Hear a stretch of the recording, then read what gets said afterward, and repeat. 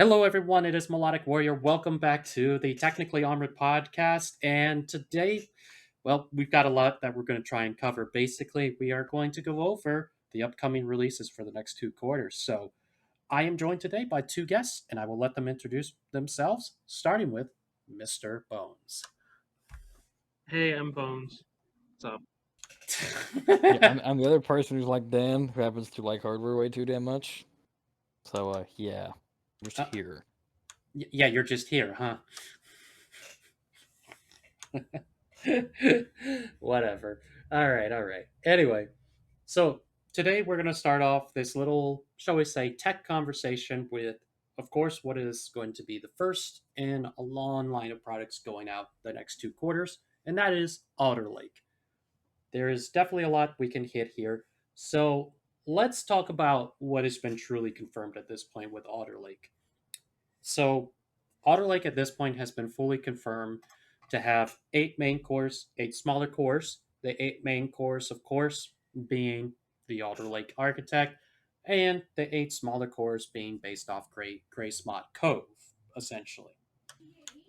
And but here's the funny part that a lot of people forget. As exciting as that is, I I'm laughing at the fact that you won't even be able to take full advantage of this little CPU unless you have Windows 11. I'm like, that is such a classic Intel move. And it's just, I don't know. I just find it hilarious. So, other things we know is that it will use DDR5 RAM, and PCIe gets a little interesting. So, technically, it'll have 20 lanes of PCIe. However, 16 of those will be PCIe 5, and only 4 of them will be PCIe 4. However, during hot chips, they did confirm that only the PCIe slots for cards and other peripherals will have PCIe 5 activated on the top slot only. And then everything else, including the NVMe slots, will use PCIe 4.0. So I was like, okay, but it's to be expected. Also, it's been confirmed. Basically, top motherboards Z690s, those are going to be the only ones that will use DDR5. Anything lower than that, you will only get DDR4. And support for the DDR5 will be the 4800 MTS speed. And what's funny is, so that little PDF document that I had up just a second ago, if I can find it, there we go. So all of the SKUs that are listed here are all of the memory kits that have been validated by Intel for Alder Lake at this point for the desktop. So, which that alone brings us to the first point. I want to hear you two's opinions on this because I think it's funny that it's SK Hynix and Samsung that are the first to actually throw out 32 gigabyte modules. I'll tell you this: it's not surprising Samsung would be the first to bat because BDI is such a popular fucking IC on DDR4. Because you can get high-speed DDR4 Samsung IC kits right now that come close. They're, I think the highest you get is like 4533 or 4600, I believe, from Samsung, but it's at like CL22 or something. That's like the highest like XMP kit you can get. Now, granted, you can also manually overclock kits. God knows how far if you want. But considering, let's see, that is spec'd at 4800. So it could be 40, 39, 39 for the mains. You've essentially given yourself a big memory module, but have you actually gained anything in terms of performance? Probably not, considering the timings are so damn loose. Oh yeah. Because, like, think about it this way. Remember when, like, X99 came out and Z170? Oh From yeah. X79 and Z97? Like, the first kit, like, of DDR4, like, A0 BDI PCBs were shit. Aside from, like, the later revision A0s that then became really good.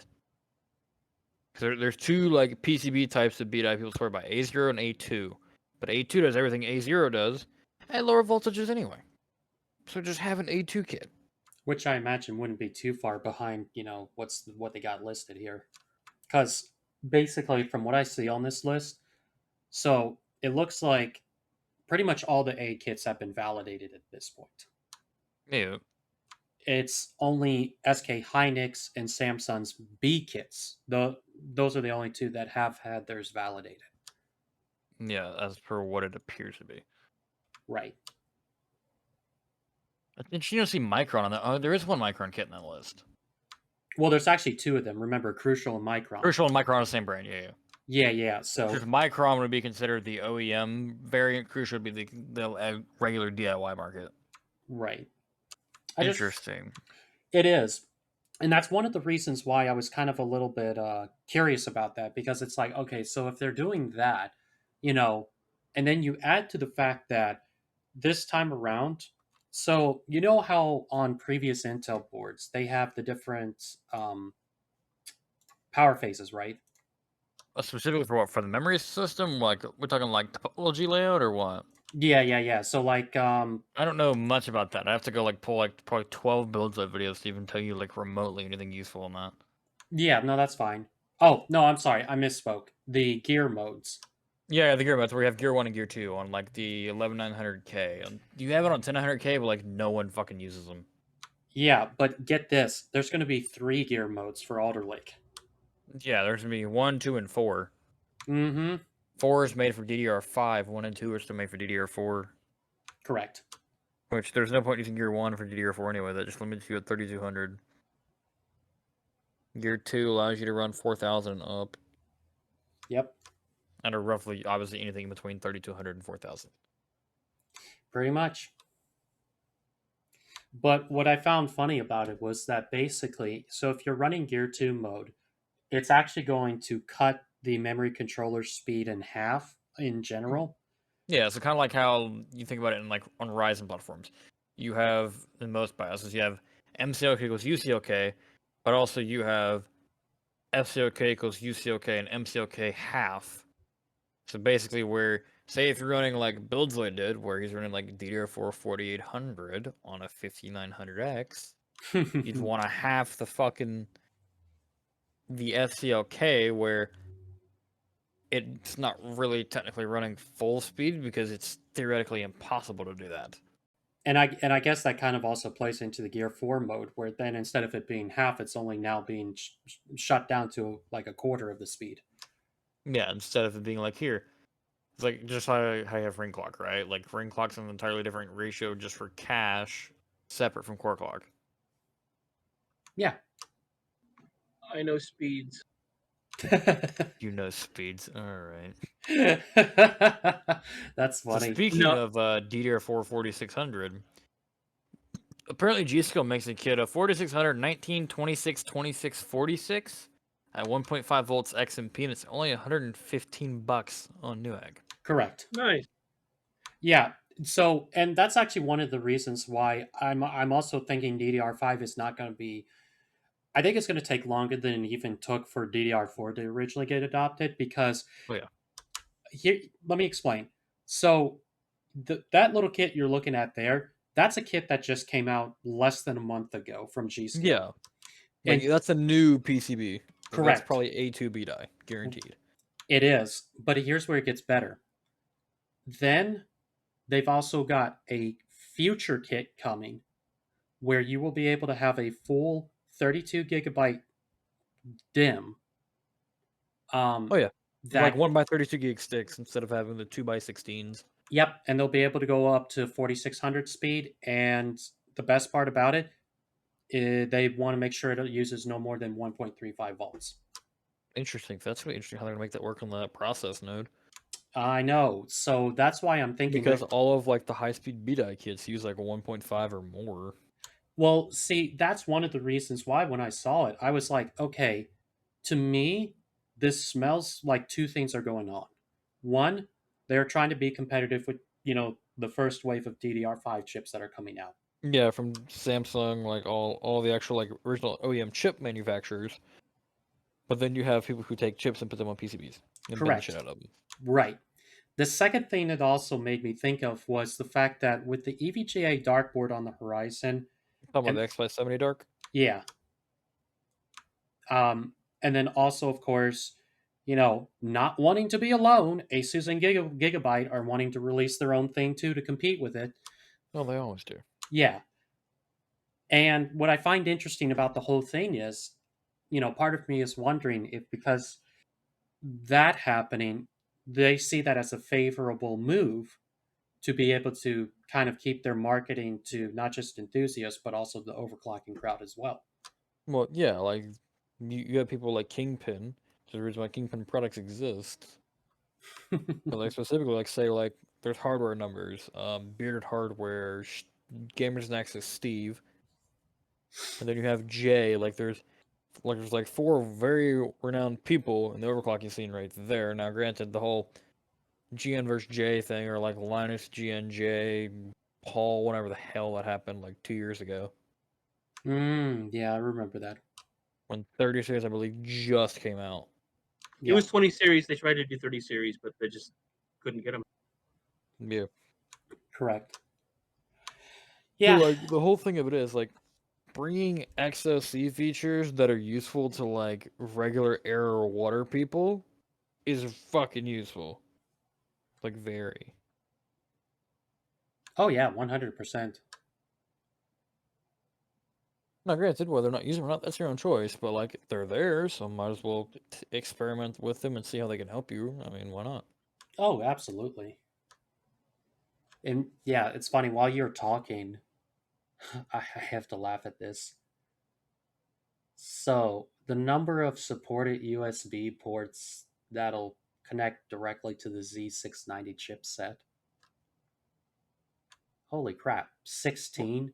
What? 16. God, that's like a workstation board. Basically, like, what are they trying to do to consumers? I don't know. Apparently, they'll be like, oh, here's like 4 USB-Cs and like 12 like USB 3.1 Gen 2 Type A's. Yeah, maybe. I mean, to be fair, I'll just say It's this. something that could make sense, I guess. I don't know. Well, to be fair, like with my Dark Hero board, I have 11 USB ports on the backside. But Well, that's Asus for you. Crap tons of I/O and a very expensive board. yes, but in all fairness, because of all that I use on a regular basis, I actually do need that many USB ports. Well, yeah, that makes sense. Yeah, so like I'm kind of the outskirts, right, of a use case scenario. Yeah, like you're like okay, you'd be like someone in the like category of like an edge case per se. Yeah, exactly.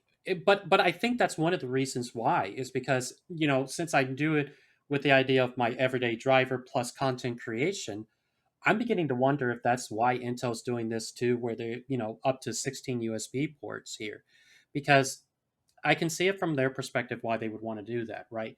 Because most content creators are more likely to use a USB Gen 3 device, right? Yeah, like so like the USB-C external SSDs, like a lot of people on Mac use them because of you can't obviously change an SSD in a Mac anymore. Yeah, but that's a conversation for another time. Yeah, it's a whole different conversation, but like the general standing point is having high-speed USB-C devices or high-speed like USB-A devices are starting to become more of a not using thing, but more of a widely adopted thing. Oh yeah, among creators and like other people. Because like about this, like I don't know, you can plug your Valve into your desktop, not have to have like the link station shit or whatever it used to be. mm-hmm. I think the other reason they've got so many on there is the fact that they've got like a Z platform is effectively only for like the regular consumer. Yeah, you have like the X series So- for like prosumer. Right. Even that being said, they have way too much bandwidth on this for any regular consumer. Yeah, like any like So- Joe Schmo who'd be like, I just want like good frames in games, like one of those Right. people. So they're barely going to be able to use the PCI 4, let alone PCI 5 on here. Yeah, So like- why not just throw in some more USB ports? Yeah, it's like let's see, how can we like bundle in like more lanes to the chipset for I/O? Like, yeah, let's just chuck in PCI 5 for the fuck of it, even though no one's coming anywhere near close of maxing out Gen 4 by 16. Everybody knows what a USB port is. So if you advertise you can put more, hey, we can put more USB things on this device. Everybody's gonna love that. Yeah, they'd be like, oh, hey, I can just jam like every damn thing into it, like a Stream Deck, a keyboard, a KVM, Go XLR, like take your Now pick. I don't know if it's changed, but from what I understand, on USB 2, and again, it could have changed since then, but on USB 2, the actual protocol itself, if you ignore the power requirements for a device and have external power, a USB port can actually handle up to 94 individual devices hooked up to the same port. Yes, it's providing you can actually see the driver level of like where it differentiates between each device. Yes. That's the big elephant in the room, in air quotes, of that is differentiating between each device hooked up to that single damn port. Yes. Yeah, I would say especially on the AMD side, right? That was yeah, that whole fiasco sucked. That's exactly why I waited to buy a 5600X after that problem was solved. Yeah, I can understand that because, like, for me, I was fine with X470 because a lot of those USB problems weren't. Didn't exist there. Yeah, they really didn't. And then, of course, when Zen3 came out, and then I waited to get the Dark Hero, that's when it made sense for me, of course, to finally go that direction because it was stable enough that I didn't have all of the USB troubles everybody was having. But at the same time, it was kind of one of those scenarios where it still took a little bit longer before I could have all of my regular USB devices plus a USB SSD hooked up to it and it wouldn't conk out. Yeah, where you wouldn't like overload the driver and it's like, oh yeah, by the way, nah. Oh yeah, no. And thankfully a lot of that's been finally addressed and such. So like for instance, right now, so I run my entire Steam library off of a 2 terabyte SSD that runs an NVMe to USB. Yeah, And where you're using you're basically using USB-C NVMe enclosure, right? correct. Yeah, so like the one like I think that Kyle made one like a long time ago with like a 970 Pro Plus or whatever. Yeah, I think so. It's a similar situation, except in this case, since most games in my Steam library don't need a stupidly fast SSD, I can just basically get away with a QLC one that has DRAM cache built into it. Yeah, instead of the MLC with DRAMless cache, which is kind of shit. Hmm. So I use that for my Steam games and I run it, and I've had really good success. Load times have been almost next to nothing. And what's funny is I'm still loading in faster than even some of my other friends who use SSD as their main driver. But anyway, with that being said, so now that I can do that, I feel much more happy with my X570 platform more than ever before. But I think another thing I also found really curious about this. So correct me if I'm wrong, but in previous platforms, they didn't have Optane support built in, right? So you're talking AMD Intel or like the VROC thing and all that shit? I'm talking the mainstream Intel platforms. So like Z series, not X99 and the C622 shit. Correct. So anything outside HDT. Yeah, pretty much everything outside of like mainstream Z series Intel. Yeah. Optane, as far as I know, started existing around Z370. If memory serves me correct, because it didn't exist for Z270, but obviously you had like a 905P, which was an NVMe device, but obviously in a PCIe card. That stuff came out around the between the 7000 and the 8000 series Intel CPU. Yeah, so basically like the end of probably Z270 and the beginning of Z370. Okay. Yeah. So that's between Skylake and Coffee Lake. Yes, before the Coffee Lake R refresh. Yeah. So, because here's the reason why I'm wondering about it. So apparently, you know how Optane typically routes itself into the CPU, correct? Yeah, it routes it through CPU lanes instead of chipset. Well, that's where Intel has pulled a reversal on this. So, Well, they do run it through the chipset now. yeah. I mean, that's smarter because it's an NVMe device. Most NVMe devices, unless it's wired specifically that slot to the CPU, where it disables like 2 SATA ports. Mm-hmm. Well, no, I'm thinking about that backwards. The ones that are wired to the chipset disable 2 SATA ports, but the ones that are wired to the CPU don't disable anything else. They just take lanes off the CPU, which so you can run any modern graphics card on 8 lanes of Gen 3 or Gen 4 and be fine. Yeah. So Yeah, exactly. So it's like, okay, so it's kind of a winner, especially if you're someone that needs to be running a consumer grade level desktop that does well at gaming, but can still get some of your heavier workloads done. yeah, like think about this like a workstation. In the sense of like you need like spinning drives for mass storage, but you want them to be accelerated without a DRAM cache. Right. Or having like basically a glorified ZFS pool with a parity mirror array where here you have like 3 or 4 high-speed SSDs that take all the data, have it stored in parity, and then you're able to use it as a cache. Yep. So basically, you're building like a RAID Z2, I believe.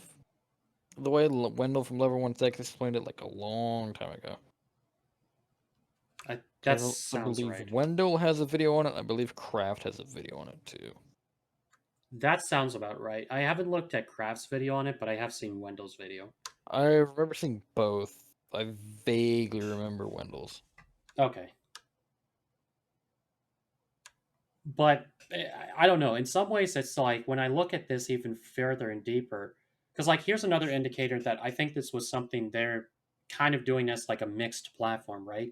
So if you look at the display ports that are supported, it is actual. Apparently, supposed to be able to support up to 3 independent display ports or HDMI ports on the I/O, Interesting. and they're routed directly into the CPU. So does that mean guaranteed they're not going to make any F SKUs of CPUs this generation coming around, or are they still going to make KF versions and shit? No, Well, they've already said they're making KF NFs. Okay, yeah, so yeah, so that only really applies if you have a non-F SKU CPU. pretty much. So, because like he is correct that based off the leaks that I've seen, as well as some of the leaks that have been circulating, making their runs on Reddit and all that jazz, KF is the only other designation besides no designation or just a K designation that I've seen. Or KS, which the only CPU that I think I remember that used KS was a 9900K. Right. Or it was like basically a bin to 9900K anyway. It's like, oh, here, you now have 5 gigahertz guaranteed or something. Yeah, exactly. So, um, yeah, so basically, it's kind of a weird situation in that regard. So it basically means that there won't be as much of the CPU stack that won't have any sort of integrated graphics. Yeah, for the most part, which is good and bad, I guess, depending on how you look at it. Yeah. Like if you're an overclocker, you'll probably just disable the IGP anyway, because that's less heat to sit there while you're trying to go full pot, I guess. Yeah. Then again, I say that, and probably majority of them don't even run into that issue. So. Oh yeah. Well, I think the reason why that's happening is for this reason is so even AMD, when Zen 4 comes out, I know for a fact they are knocking out all the SKUs that don't have integrated graphics, and they're only keeping the ones with integrated graphics. Zen 4 will use RDNA 2 basically, and I'm beginning to think the reason why is because when I've talked with other people about said issue, most of them agree that the graphic compute units aren't really making enough of a difference to basically say, no, you shouldn't have them there, even if you're trying to do enthusiast work, right? I've Many of them I've talked to have said I would gladly welcome it just so that way I can at least set up the basics of the system before I get to the more challenging and complex parts of, things like tuning the graphics card, tuning the storage, tuning the memory, and all that jazz. Yeah. So I'm beginning to think that's why they're doing that is because they're just like, okay, there's not enough demand for, uh, non-integrated graphics anymore. So, we'll just do the best thing and just put it in there. That way it makes everybody happy. I appreciate the fact that integrated graphics is a good. If you're never going to use it, I appreciate the fact it's good for troubleshooting if you need it. That's true. To me, that's about the only good use for it. Yeah, it's like say if you don't have a super graphics card. Because now again, it may have changed since then, but back when the 4000 series from Intel came out, a friend of mine and I had a 4790K. He was upgrading. He upgraded to a 4790K, and he just for one day, for the heck of it, even though he was running SLI, he decided to install the Intel graphics drivers onto the system just to see what it would do. Well, just having the Intel graphics driver installed in every benchmark he ran took about 10% of the CPU performance away. So I'd rather not have the integrated graphics on there at all. Yeah, but also that was then when, if you have a graphics card plugged in, they didn't automatically disable it. Right, Because but I remember with 6th and 7th gen, that started to be a change where if you have a graphics card plugged in, you have to manually go tell it enable in the BIOS. Otherwise, it'll automatically disable it when you plug in a graphics card. sure, I just know there's people out there that are going to want all the drivers for everything installed, Yeah, there even are if those they're never people. going to use it. Yeah, And so those people are going to lose performance, and they're not going to understand why. And to me, it's just one layer of confusion that doesn't need to be there. true. Which I see what you mean by that. In certain cases, that makes sense. Yeah, and it's funny we're talking about that because I think I'm going to cover that topic actually since we're on it right now.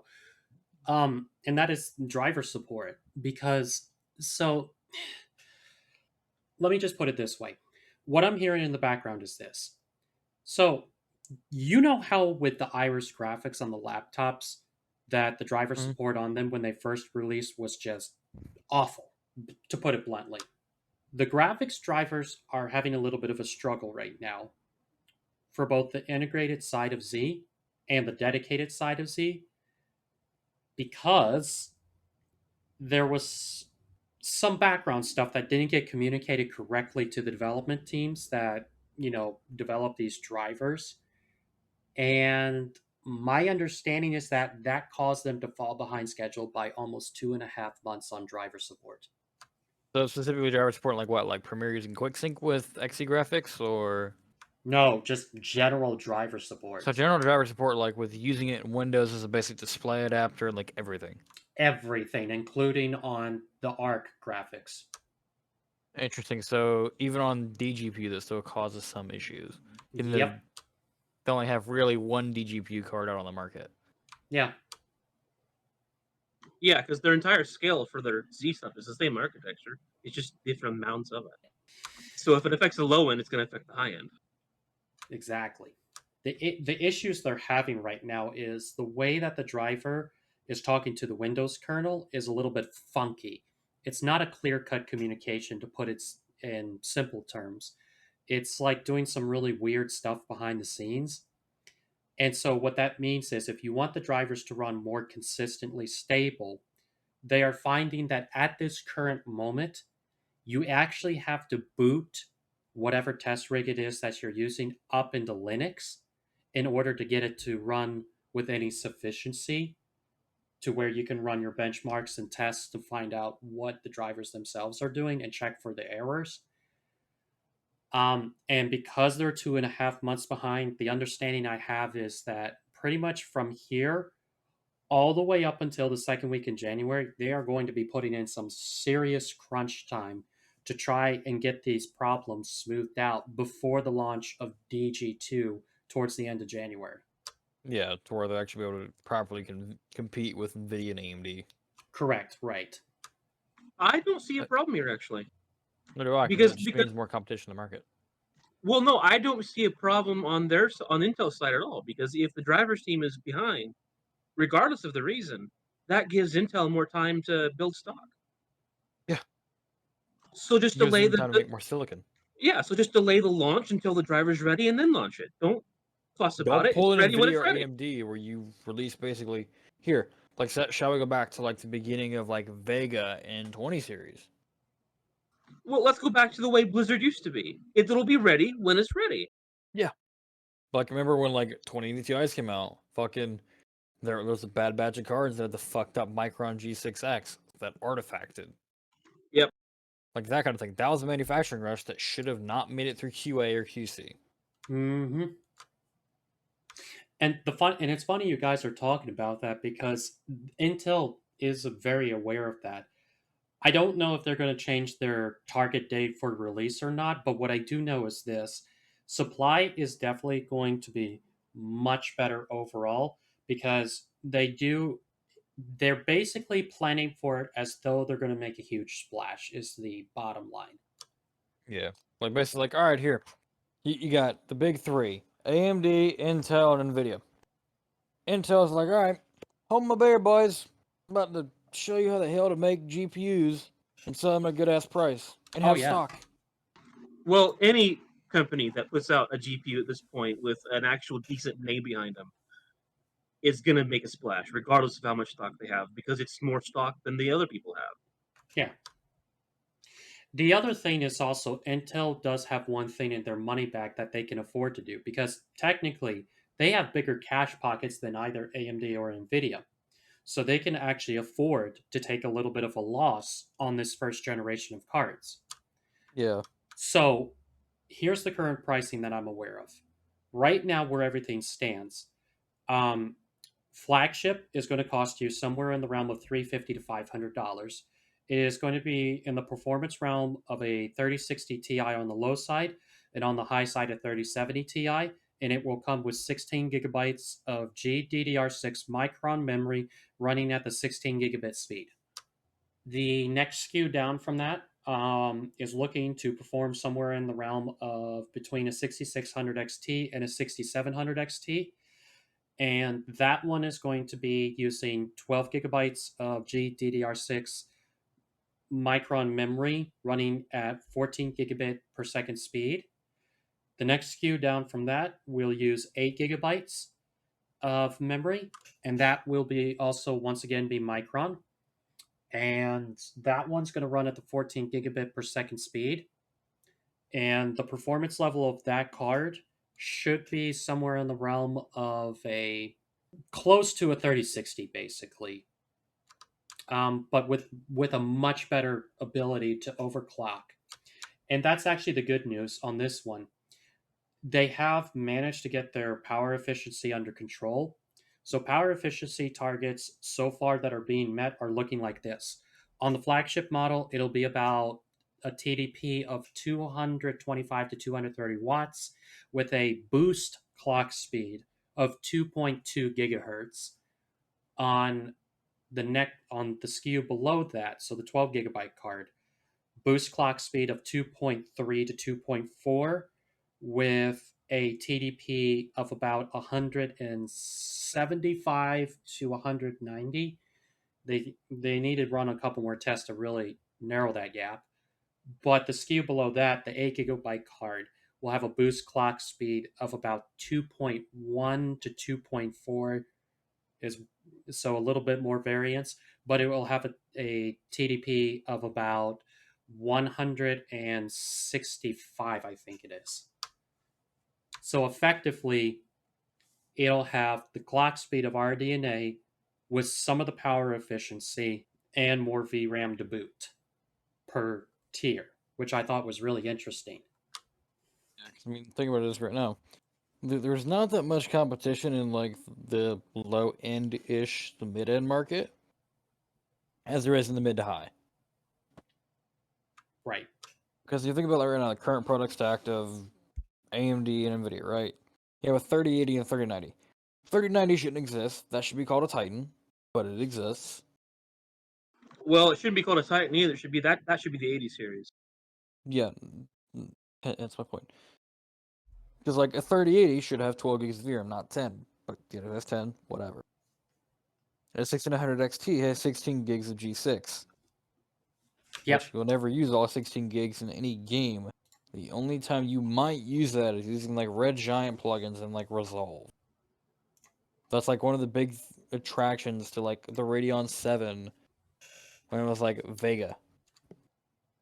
Oh yeah. And that's because everybody loved that card because you could run fucking massive like indexes of shit in VRAM. Yep. The other thing I think also is going to be interesting to see is that from a native standpoint, just like AMD has better support on Linux than NVIDIA does, Intel does technically as well. And that's only because of the fact that, especially on the CPU side, the Intel driver sets have been in the Linux kernel for a long time. And my suspicion is that when you really get down to it at the end of the day, even with all these hangups in the driver development they're having, I personally think that, especially if you're someone who's looking to do like any type of Linux, maybe with Windows virtualization or whatever, it could be a pretty hefty setup that you have there if you go like a pure Intel CPU and a pure Intel GPU. I mean, you have a point there. Like, it's all depending upon the actual like usefulness of having an Intel GPU. Because remember, QuickSync's a thing in Premiere, right? Right. So if they build that into the DG2s where you have accelerated QuickSync, that could theoretically say fuck any other GPU decode and encode. Oh, 100%. And honestly, Whether it be NVIDIA or AMD, whether you're using Resolve or Premiere. and that's what seems to be the evidence that is indicating so far, is that, like, especially with Adobe is a good example of this, because as everybody knows, Intel is technically partnered with Adobe. And so it would not be difficult for them to literally just go to them and say, hey, we're coming out with this. Can you optimize for it? And so my suspicion is that, based off what I've been seeing, I personally believe that it's not a far-fetched idea that you could see when Intel announces this, especially for the laptops, that you'll see Adobe come out and say, "Oh yeah, we support it, and we even take the AI a step further, for all your Photoshop needs and all your Premiere needs." Well, you say that, but Adobe's incredibly far behind on every project they want.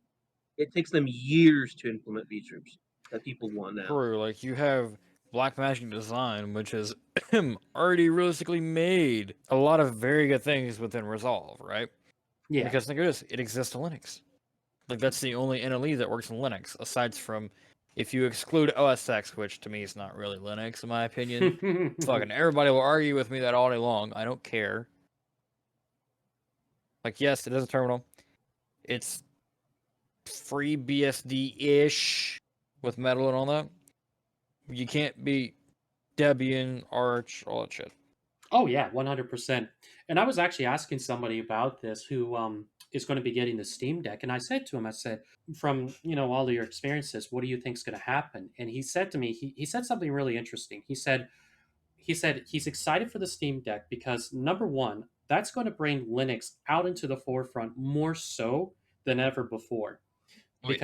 Because especially since, Steam has already gotten the Proton OS to work much better with games than previously, and they're playing nice with the developers, unlike Nvidia. Cough, cough.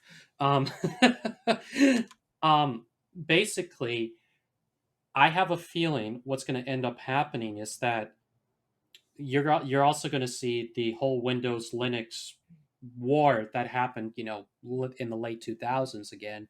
But I think this time around, because now you'll have two big companies, right, Intel and AMD, that are well supported on it. I don't think it's a far-fetched idea that by the time DG2 comes out, that the support for, games being able to run in both Linux and Windows could start to come back. So it's another cool thing, like just somewhat delve into emulation on Linux. It's pretty cool. So if you ever watch Subordinary Gamers, right? The running meme of his YouTube channel was like, "Oh, this man and his VMs," right? Because he uses QEMU on Linux to basically have a full bare metal Windows VM to use for anything, basically. You think of it from that perspective, it's interesting that like the technology's there, where you can literally pass a 3080 through a VM and act like it's bare metal, which is cool in itself. Oh yeah, and that's one of the things I'm excited about, because then this opens up a lot of other doors, not just for gaming, but also from a creativity perspective. Like, let's Yeah. say you get someone who's doing content creation. Well, 9 times out of 10, whatever content creation you're doing, normally Linux already has a program somewhere that can do that same creation a little bit better. So, especially, like, one thing I think that's also going to be big is the AV1 support, right? My understanding is that with DG2, it's only going to have the ability to decode AV1, but I am hearing whispers that they could also, through a driver patch, be able to get out maybe AV1 encoding into. Yeah, so basically how like somewhat remember me and you looked at the other day of the driver dumps from NVIDIA and AMD. Right. All current AMD GPUs can do AV1 encode decode that are like 6700 XT through 6900 XT. Correct. And with NVIDIA, there's actually a slight limitation. You have to have a 3070 and up to do AV1 encode and decode Mm-hmm. per what they list on the driver dump. Oh yeah, that was something that made me laugh. And so especially when you're looking at it from the creation ecosystem, right? So if I have the AV1 codec at my disposal, that means in theory, right? I don't need like some sort of stupid like high speed fiber optic connection would need to be able to do like 53 megabits per second, right? So these guys actually were the only ones to confirm it because they managed to get an interview with one of the big wigs at Intel Graphics. And essentially, they are taking the same course of action that AMD is with denoising graphics, especially in ray tracing. Because you know how sometimes, right, in shadows, especially when they come in, they're quite noisy, especially at higher resolutions. Well, the idea is to basically clean that up as much as possible. Basically, it's through an API rendering toolkit, the same way AMD is doing it through their Open GPU. Basically, so remember like the Linux tool, right? Where like you can draw like a fucking like basic image, right? Yeah. And then they would use God, what was it? It was an NVIDIA technology that did it, but it only works on Linux. To where basically you could draw like a basic like image of like blobs of a mountain, right? And it would magically fucking generate a mountain in post process using machine learning. So I think it was GPU embedded or Open GPU embedded or some shit on Linux. I forget exactly what it is. It's killing me. I can't remember it right now. Open GPU embedder, and it was basically a offshoot slash porting of their GameWorks library for Linux. Yeah. Yeah, I know exactly what you're talking about. Because believe it or not, that's actually one of the things they used at Pixar Studios to help make the film up. Really? Yeah, but most people don't know this, right? So a lot of that technology that Nvidia has right now with the ray tracing and everything, Pixar was already doing that Oh stuff. yeah, I remember that. Yeah, like they did CPU ray tracing, not graphics ray tracing. I knew about that. Correct. Yeah, So like, remember the original movie Cars, like the very first one? correct. That was made on a cluster of 100,000 cores. 100,000, like 1,200 cores, and like fucking oodles of terabytes of RAM and shit.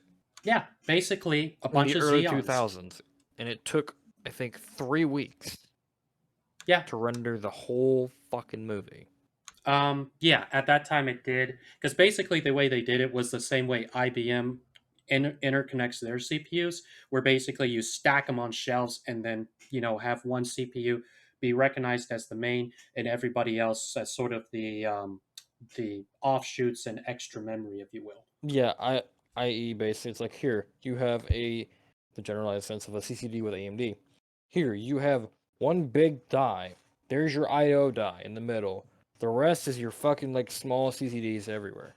Exactly. Yeah, so that's another reason why I'm excited for what Intel's got up and coming, because they're basically doing the same thing AMD did, which is, oh, you did that, well, let's do it better. I feel like that's literally like here. You want to know how to paint like Bob Ross? Here, use Open GPU embedded, boys and girls.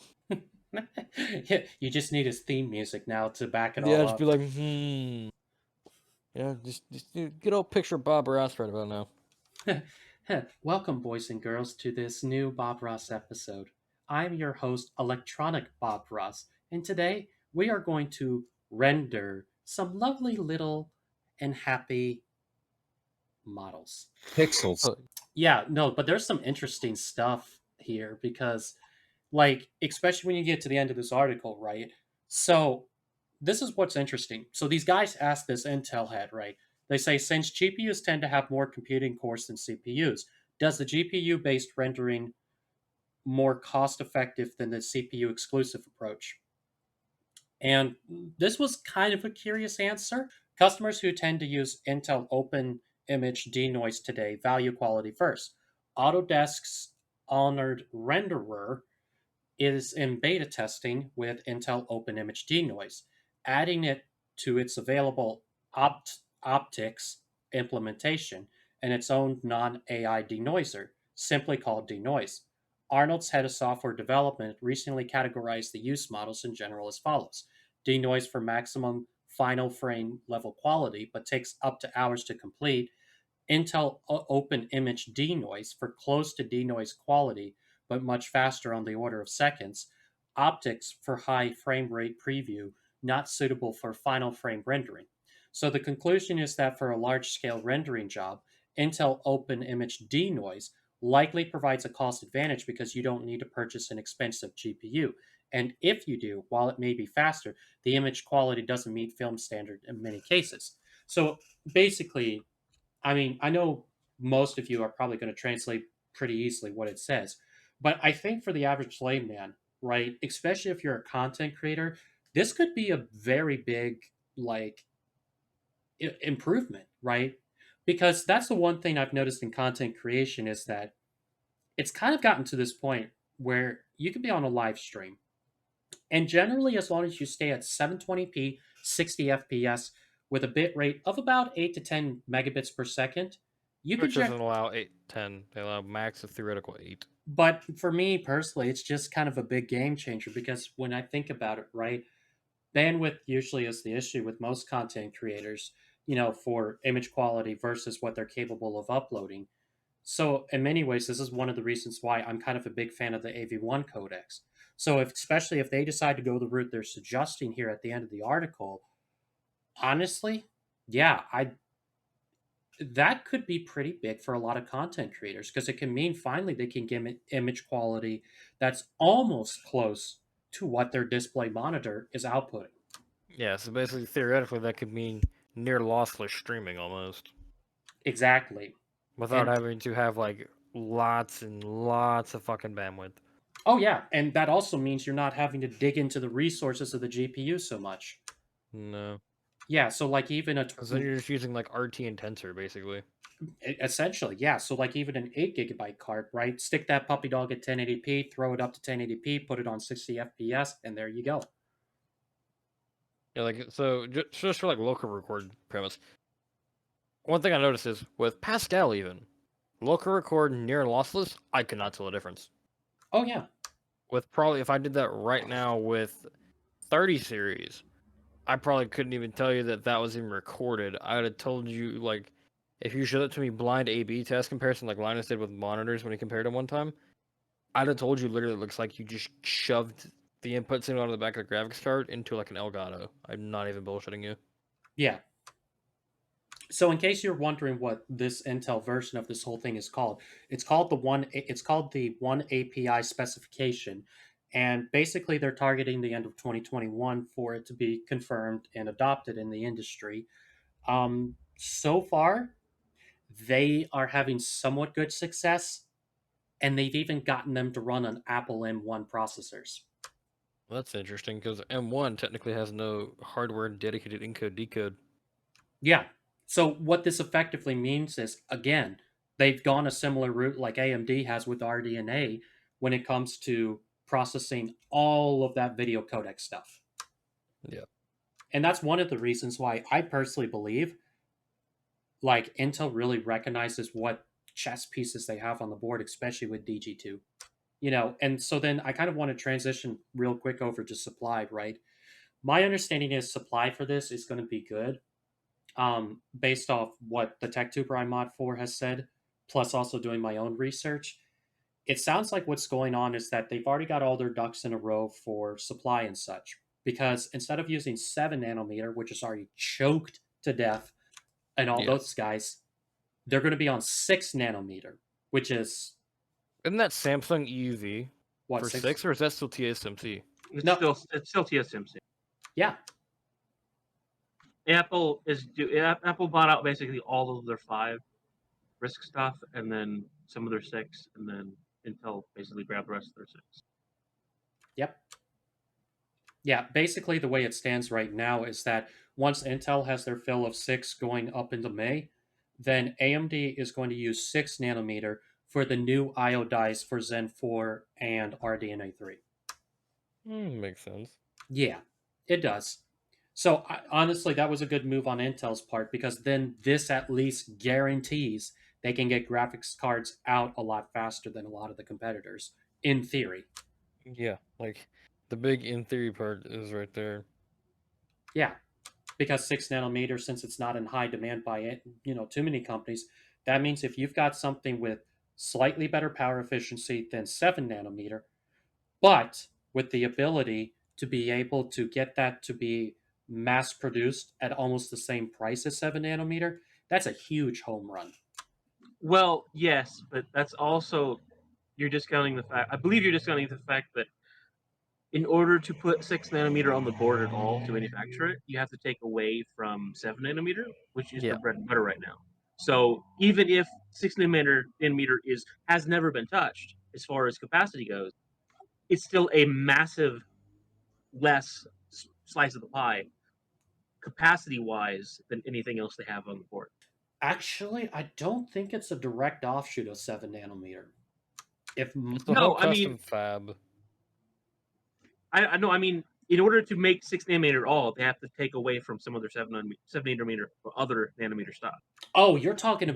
about fabrication capacity, like Yeah. per He's talking about factory. like fab. He's talking about fab stuff, which makes sense. Okay, yeah, Yeah. So even though 6 nanometer is basically untouched right now, it's still a smaller slice of the pie of the entire manufacturing pie capacity than the rest of it. So yes, Intel may have almost all of it. However, their total capacity for chips is still massively minuscule compared to anybody else. Yeah, because you think about like regular like server stuff, they're still using the larger processing nodes than 6 nanometer. right. The what? So But it's like smaller slice of pie that's already small in the first place. So it's like small and small. it is starting off. But here's the good news. The good news is that so we got a message the other day at Geek Squad. God, this is why I love having There we connections. go. The fun of Best Buy stories. Yeah. So we got a message at Geek Squad the other day. I won't say all the contents because of some of the confidentiality. NDA stuff. Yeah. Well, especially since Apple is a freaking nuisance about that stuff. Oh, Apple's an asshole about NDA stuff. Yeah. They've always been that way. Yeah. So anyway, long story short is this. From some of the wording they said in an email to the company recently, it sounds like what's going to happen is um, any of the stuff that was like, so any of the iPhones, for instance, that were based around that TSMC 6 nanometer and 7 nanometer, they're going to end the production for that sometime mid next year. So basically, if what I'm hearing is correct, it sounds like what could be happening is that it actually puts Intel in a very interesting position where Apple basically won't need that fabrication capacity probably after August, I would have to imagine. So then that would leave an open door as long as that part is written into the wafer agreement with Intel that they could go in and take the place of Apple in that part of the capacity. So my thing is that I think there will be tons of supply at launch. I think it'll trickle in probably for 4 months or so.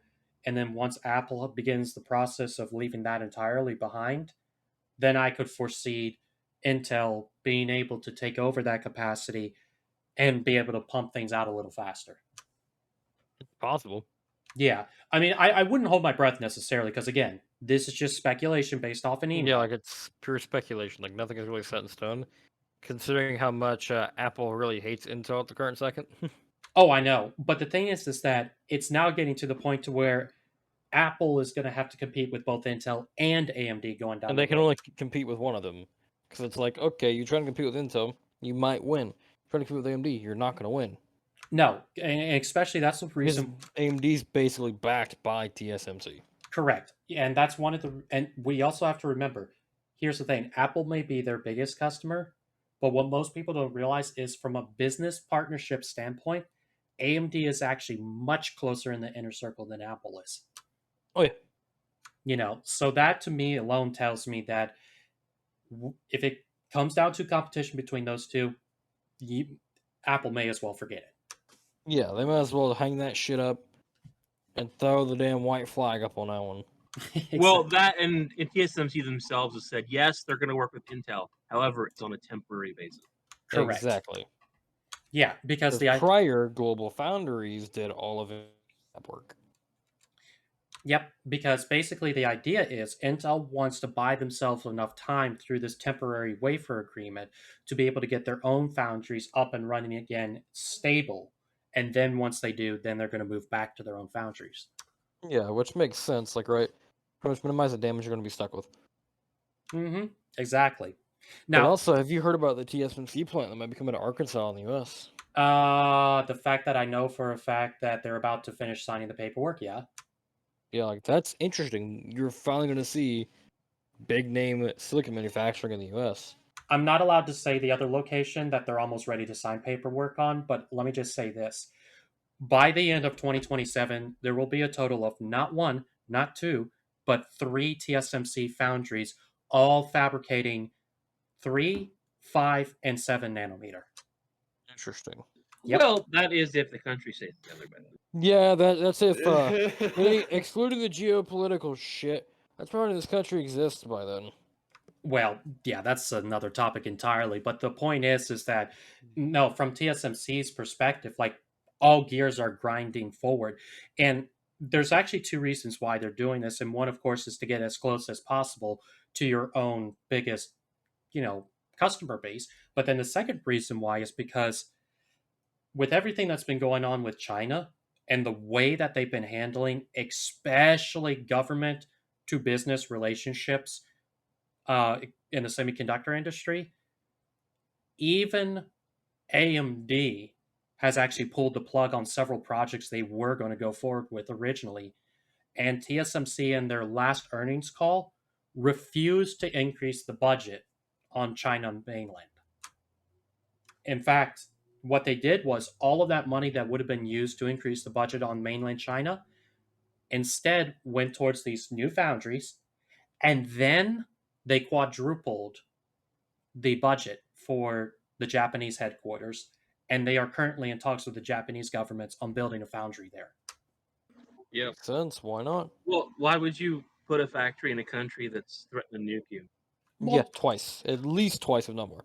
Oh yeah, well, and that's the one reason. That's the first and big reason why. The second reason is also because, right, China also has the infamous reputation of basically having the most leaks, right? So the most total disregard for NDA. Yeah, like every time you see NVIDIA leaks, they're always from like some Chinese source. Yep, because Every time. NVIDIA, AMD, Apple, Google, all of it.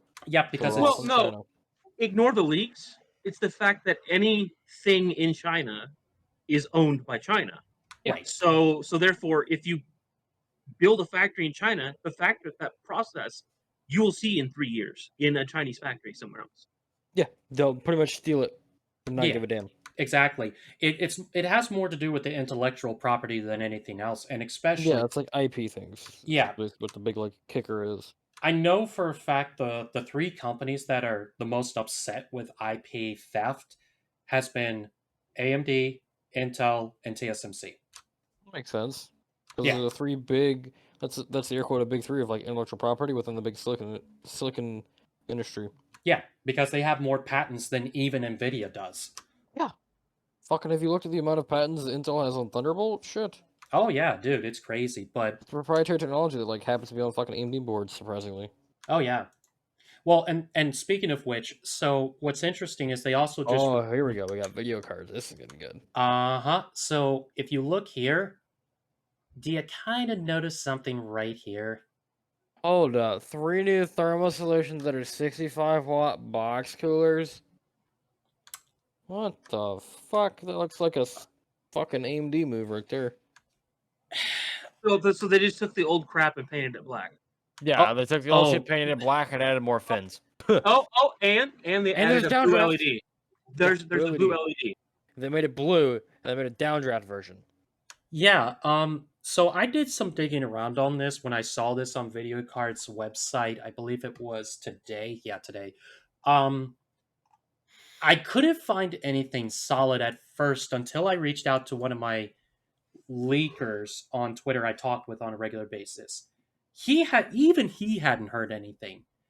Then he messages me 1 hour later and he goes, "Oh yeah." So I checked with my contact and yeah, those are real. And he said, "You know what the kicker is?" I said, "What?" He said, those are all the stock coolers that are going to be offered with all of the i3s and i5s. That's fucking hilarious. Yeah, I'm like, so I said, wait, hold on. All the i5s? He goes, yeah, so even the one that's 6 cores and, 4 little cores. I was Yeah, like, so technically 10 core 20, but it's not really 10 core 20. yeah. Because what these are prototype models. But he said basically Intel has already made a decision on them. What this air quote screen, photo slash screenshot is of the point of decision where they were deciding which one they were going to use. And Yeah. I won't say which one, but let me just say this. I just looked at this and went, this is not going to work. Because Oh, hell no, it's not. here's why. So if we go to Igor Lab's photo, right? Oh, here we go. Igor's Labs. Yep, Now we're getting the bread and butter right here. exactly. I want to show you. Hold up. Go back. Was that a water block or a die shot? That's a water That was, block. yeah. I'm about to let you guys in on something that Igor talked about, but I did more research into from an electrical engineering perspective, and now I understand why they made Alder Lake the way they did. So this here is being sold in China right now. It is an actual um, casting of LGA 1700 and 1800. And you ready for this? What do you think the size of this nice little cast is? Oh, it's probably double of what LGA 1200 is right now? Um, Or is it 1.5? the hole in the middle there alone. Hold up. The hole in the middle of the loan is about the size of a fucking socket for 1200. Correct. So that's like 3 or 4 fucking times the size of 1200. Yeah. So basically, in theory, and this is only in theory, the top chip for Alder Lake, the 12900K, Yeah. should be about the size of a 3960. So like we talking old 3960X from like X58. So the actual fucking IHS will be a 22 nanometer IHS. So what you're really saying is, just like Intel called AMD's new processors glued together, they're just gluing together a 6-core and 8-core hyper-threaded processor onto Yeah. an i3. Like Yep. what the fuck? They're basically gluing an ARM CPU to a fucking 6-core. That's not gonna work. No, it does. Here's why. Because It does work, but like the general thing It's- of where like Or at they least not wanted gonna to work decrease the good. physical dimensions doesn't make any sense. Like you have, because the way it It's sounds they're gonna just- try and do it is like CCDs with AMD or these chiplets. But Um, how the fuck is that gonna work? I'll show you. Give me a second. Like mean, you have it's actual not- like I mean, it's not die gonna be shots and shit, efficient, at or least. like, Let me see if I can find it here. 'cause, like if we could find die shots, that would make more sense. So, if you look at Ponte Vecchio, this is a Ponte Vecchio video I've got going right here. Yeah. Okay. So, let me skip ahead here. Boom. You notice So something? yeah, like it's a okay. That's literally an LJ 1200 chip, 2 of them. Because you could see where you split it down the middle where the substrate would end. There's Correct. like a little bit of like one of the big cores and the small cores are just hanging over the middle of the fucking substrate. Right. But hold on, it gets better. I can see the big cores in blue, small cores on the outside. See how it says 47 magical tiles? Yeah, it's 47 layers, isn't it? Nope. Each of those little blocks you see there is a tile. What the fuck? Interchangeable tiles that can be changed based off what your ultimate goal is for the architect. So basically, they made a modular architecture somehow. That's Alder Lake is the introduction of a revolutionary technology from that standpoint. Interesting. It'll be refined with Raptor Lake. Which is that'd be LGA 1800. I'm assuming. I don't fucking know. Nope, LGA 1700 still. So that's still 1700. What the fuck is 1800 socket for? Is that for like X platforms now? Nope, On the new that's for the successor to Raptor Lake. So there, how the hell was someone able to manage the casting for 1800 before Alder Lake's even come out? My understanding is because So where Igor got his leak from, I won't say, but let's just put it this way: somebody that apparently knows about that test lab managed to steal the diagrams and make their own molded copy at home of the original socket. Basically, they stole a 3D scan of the socket and remade it. Correct. Yeah. Mm. Yep. And this is one of the reasons why I'm, even though myself, I'm not too keen on this whole Alder Lake thing. The thing is that I realize though what it represents, a big revolutionary step forward for Intel. Well, yeah, I mean it'll be interesting to see how the 4 big core and 4 little core or 6 little cores go. Well, it's only revolutionary if it actually works out in the end. Otherwise, Exactly. Like, Mhm. if it actually isn't working out in favor in games, because the thing is, you have to modify the Windows scheduler in the way it works. Well, no, they've already fundamentally. said that. They've already said that if you're going to play games on it, you have to go into the BIOS and shut off the 4 little cores. On Windows 10, but not on Windows 11. 11 has a dynamic scheduler changed to where it would obviously target certain games, or i.e. workloads, to where it only use the big cores, and little cores just sit idle doing nothing. Theoretically, that would be useful since you could use little cores for, like, any other application that is not your game. Like Exactly. Discord, Steam, fucking, like, that makes sense. Well, not really Steam, because Steam, the way you download games and cache them, it actually uses actual, like, Well, IPC. We're going to the Geekbench database. This is going to be good. considering everything is effectively everything is hyper-threaded now, and you've got your smallest CPUs are 6 cores, 12 threads. That's still more than enough cores to do everything you want on a normal consumer. So you don't need little cores. This would have been awesome technology 20 years ago. Yes, not now. Yep, in theory.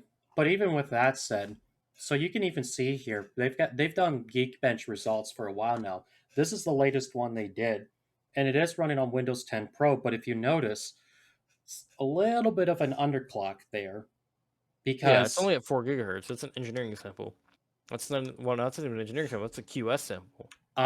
And notice something: 8 cores, 16 threads. Yeah, so it's the same with the little cores. Right now, the one they did on August 26th, Windows 11, and all 16 cores come up. Yeah, 16 cores, 24 threads. So the little cores are enabled, but they're not in use. Correct. Yeah. So that's one of the reasons why Intel has said in marketing slides that I've seen that they said if you want it, basically you must have Windows 11 to be able to use these CPUs. That's effectively what they've said. So while I don't like everything that Microsoft has done with Windows 11 necessarily, the thing is that I get why they did some of the things they did, and that's because they were essentially building it. Essentially, some of the instruction sets they were given by Intel for these new cores. Interesting way to do it. It is, and that's one of the reasons why it's.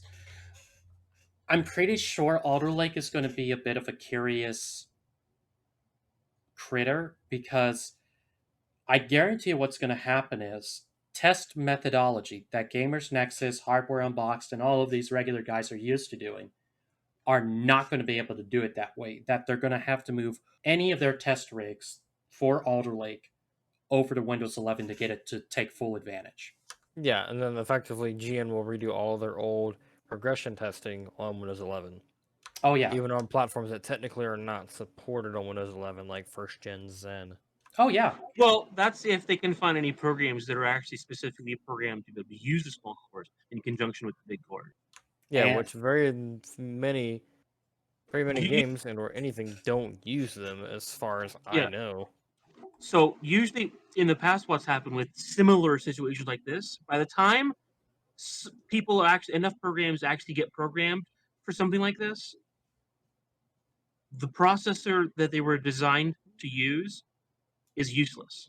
Yeah. So which effectively means that you're kind of left in this position where you're leaving a lot of good performance on the table because basically I was talking about the great rotation for the ILM. Right. So I was talking about socket. So yeah. Let's go back to the socket dimensions for a second. Yeah. So it takes 71.5 degrees of rotation to actually physically lock the ILM in place. Right. So go to the top left corner of the diagram. It looks like a top view. Yeah, hold on. So zoom in on that. From the middle, so that's, yeah, like, you see right there, that's like 21.5/1992. So it looks like there's gonna be like an inset in the socket for some reason.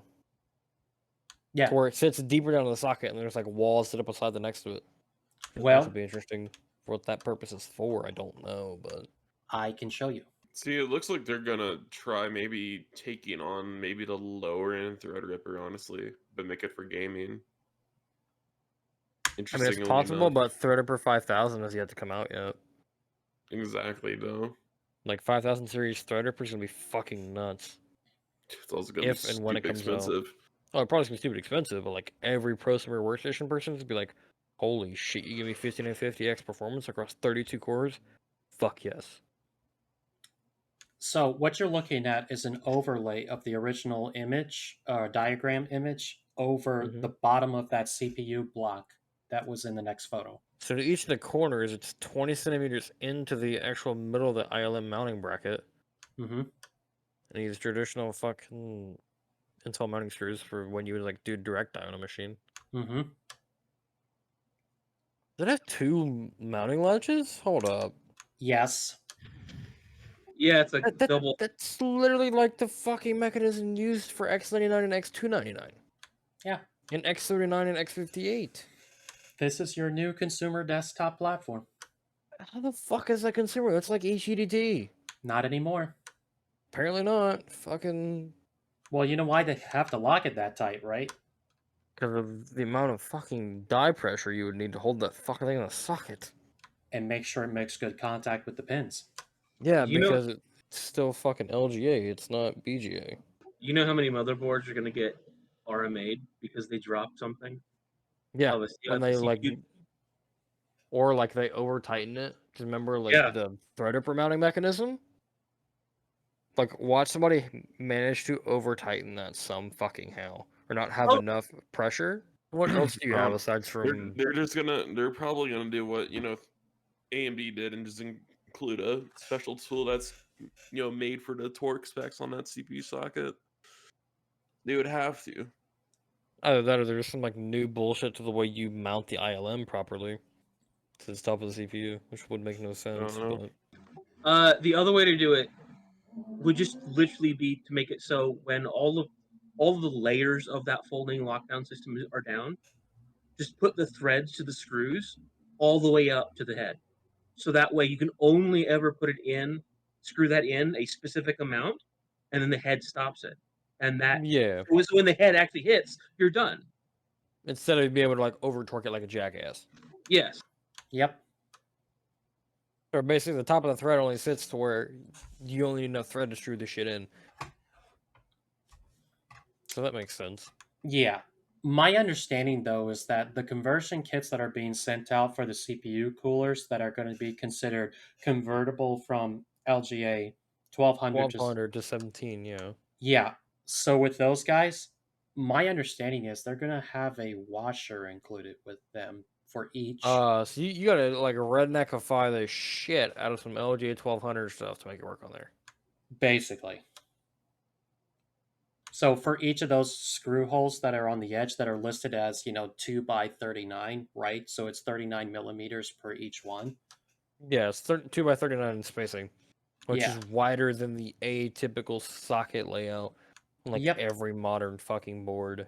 Yep. And that is the big reason why, especially those conversion kits are going to have washers, is because you will probably need a washer for at least the back side of the motherboard to make sure you're getting the correct mounting pressure. Yeah, because then you're not going to bend the fucking board or bend the actual mounting hole. Oh, yeah. No, it's just crazy all the things that are going on. Like, because you could see here, right? So they took 1700, compared it against 1200 and the 1150 series. I mean, Yeah. literally, you can see how much of a difference across the charts. Yeah, like you can see how much they've changed the ILM from 1151, like any 1150X CPU, to 1200, and then 1200 to 1700. Yeah. Like, you can literally see they've re-engineered the fucking ILM twice. Yep. But wait, there's more. So in this particular case, because they've had to lengthen, especially the size of that socket, now they can no longer do the tri screws. They have to do quad Do screws. 4, yeah. It's basically like how you would. So you remember how like Linus did the video where like they took a laptop CPUs, put them in a desktop board. Yep. So that in theory then means that they have to redo the whole entire tooling for the way the laptop variants of Alder Lake is going to exist. Oh yeah, 100%. Like I For already coolers and like OEMs from like what Sager and like Shanker, Tongfang, all of them. Yep. So like ODM's gonna have to redo the whole entire way. They do CPU mounting. Just shut down your Intel division on the laptop brands and just go all AMD. That's true. You ain't gotta worry about it. I don't know. I just found it really interesting that this is the route they're having to take. But hold on, I didn't get to the best part of this whole thing. I have actually seen how much wattage consumption, especially the 12900K, has just at stock alone. Well, let me guess. It peaks into some like 3990X on LN2 type bullshit, where it's like 500 fucking watts. Under a what was it? The benchmark that was being used was Fire Strike. Was it Extreme or the one with RT? RT. The Port Royal. Yes. It was really interesting because the wattage that was measured coming off it was 212 watts. 212 at stock? Holy shit. Mm-hmm. Imagine what that would be. You give it voltage and overclock the shit out of it to whatever theoretical max it could do on air or let alone LN2. Well, of course it's going to be 200 plus. It's 2 CPUs. Well, yeah, basically here you have 100 watts air quote on the big cores and 100 watts on the small cores. Yeah. I mean, they're running an i7 and an i3 at the same time. Pretty much. Sort of, kind of. Yeah. So so that's one of the reasons why, especially on the 12900K model, they already have it in marketing materials as recommended cooling, bare minimum, 120 AIO. What the fuck? There's no way in hell a 120 can cool that. No, there isn't. The 240 would push it. A 240 would minimally cool that. Yeah, you would need a Optimally, 360 you would want like a 280. A As, like, 280 a or a proper 360. Yeah. Do a 280, the thick 280s. One of the thick Yeah, rats. but then you have case compatibility issues with thick 280s. So just Well, buy, if you're able to. so just buy an NHD 15. You're done. Yeah, an HD 15 or a DRP 4. Actually, NHD 15 is what Melodic's on right now. True. Yep, exactly. And so that's why a lot of people who are expecting to be able to transfer over, whatever Cooler Master cooler they possibly have. Cooler Master, Corsair, take your pick. Yeah, they're going to be in for a nasty surprise when this stuff comes out because they're going to be like, oh, I thought I could use this. And it's like, well, not quite. You have to buy the retooled version for $1,700. Or use the shim kit, basically. Yeah, you either order a conversion kit from them, which my understanding is those conversion kits are going to be anywhere in the league of $10 to $15, depending on which size cooler you have. It's better than like 100 plus. Yeah, like they could be okay. So like, remember how E came in a tech cooler, right? Right. So they had the version 1 and the V2. So there's this guy called Frame Chasers, right? Jufus on YouTube. Oh yeah. Mm-hmm. So he bought the first one. He went to go talk to EK, be like, all right, can I get the V2 tech cooler? Like, what the fuck? Because the V1 didn't do anything. Like, you couldn't effectively do anything with it because the tech wasn't strong enough to keep it cold enough closer to ambient. Yeah. Yep. When you're pushing high clocks. I actually think it's gonna be worse off than that because the people using the regular crappy Corsair stuff or whatever, the Cooler Master stuff, it's the all-in-ones. They're gonna be screwed because a lot like that. Nothing is actually nothing like not a lot of AIOs are recommended going from regular Intel or regular Ryzen to Threadripper, and that's effectively what they're doing here. Correct. Yeah, they're basically like, here, let's take a Threadripper almost the size of die. Like, I bet you fucking dollars to a fucking pound that literally, if you measured the IHS of that damn chip to like a Gen 1 Threadripper, they're about the damn same. Yep. Yeah, so I don't think just ordering a conversion kit, unless It's your CPU is unless your CPU is already overbuilt for it, I don't think it's gonna work. Yeah, because think about this, like the IHS size is massively different. Well, not just from a is the thing capable of actually cooling it, but just from a actual CPU coverage.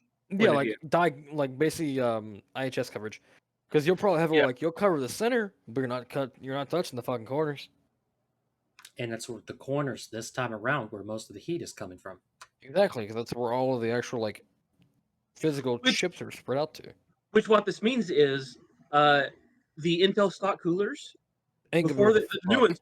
The new ones are already subpar. That the new ones shouldn't be made because you know that if they fit in the same socket, it's 1700. They're not going to cover even the i3s or whatever. They're not going to cover all of that i3. No, you're gonna cover like well, you're maybe gonna cover like maybe half of it if you're lucky, or like the corners are exposed or some shit. Mm-hmm. So it's like, how in the hell do they feasibly think? Because like you think of this, like Asetek has the patent, and Coolit does on most of the AIO stuff in the U.S. Right. When it comes to Corsair, Asus. Asus, like all of them pretty much are like a variation of Asetek. Yep. So Yeah. like, how the fuck are you gonna make a tiny cold plate that fits like an AM4 CPU or a 1200 CPU fit a 1700 CPU, which is about the size of a damn Threadripper ILM? And this is one of the reasons why it's like I get the feeling what's going to end up happening is a lot of consumers are going to be in for a nasty shock when Alder yeah. Lake comes out, and I guarantee you this is what's going to happen is AIBs are going to feel the heat of all the customer complaints, Yeah. and that will force them to have to launch nothing but entire new product stacks that are dedicated to dealing with these issues. With a retooled block where it fits 1700. You guys are forgetting the biggest thing. Actually, it's not the coolers that are the problem. It's the motherboard and the cases that are the problem. Oh fuck yeah, you're right. That is Because true. you're going to go people from people thinking that their old shitty, even brand new shitty NZXT case will fit the new motherboard. It's just not going to. It's not going to because it's gonna be bigger than the old ATX standard. For the most part, yeah. Like it's gonna be a little wider. Just like remember how like SSI EEB and like the whole EATX like debacle with Gamers Nexus is like EATX is not really a form factor. Yeah. It's a facade of a form factor. Mm-hmm. Like there's like 4 or 5 different specs for EATX. Yeah. And there's like 6 different ones for like SSI EEB. So like remember like the EVGA SRX, the big like X58 board with 2 X58 sockets on it and like 12 fucking memory channels. Like that fucker would be like fitting in a damn server chassis. Yeah. Effectively. Not a regular case. This is actually one of the reasons why I'm a little suspicious that the only ones that'll fit the standard form factor are going to be your mid-range and below boards, and that your Z boards, you're going to need an EATX board to get this thing to work. Unless they specifically make a mini ATX version of the Z boards. Yeah, it's really hard Or to like say. a specific like MATX version. Because like think about this with AMD like B550 boards.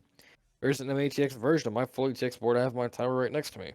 No, I'll what fit they'll an do, ATX case.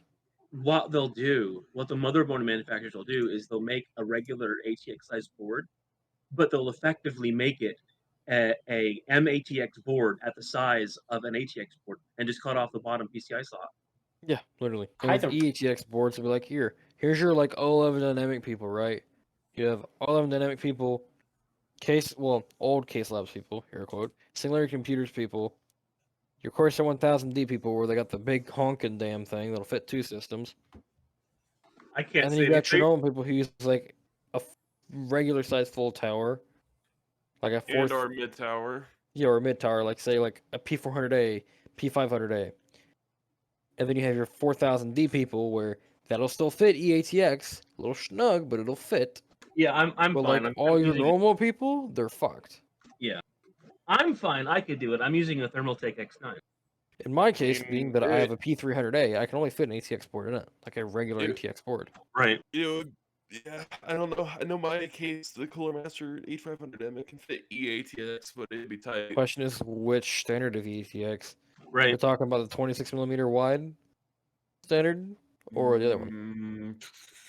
I'm Because not sure. effectively every manufacturer, Gigabyte, Asus, they all have their different EATX side. Yeah, so does EVGA. Like EVGA's EATX is entirely different. Because the X299 Dark is different than regular EATX form factor. That's why most people use it with a test bench kit that it comes with.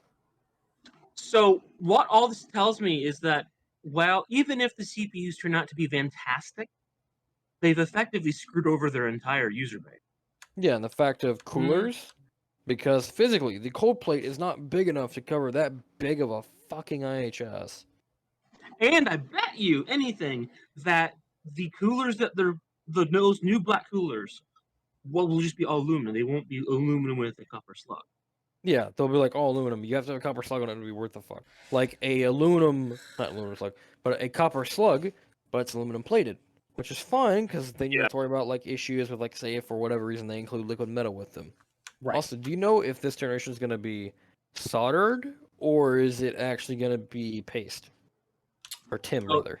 They said after the when they started doing the solder again, they said that everything from then on was going to be solder because they just got too much backlash on it. Okay, basically, that effectively kills direct eye. Basically.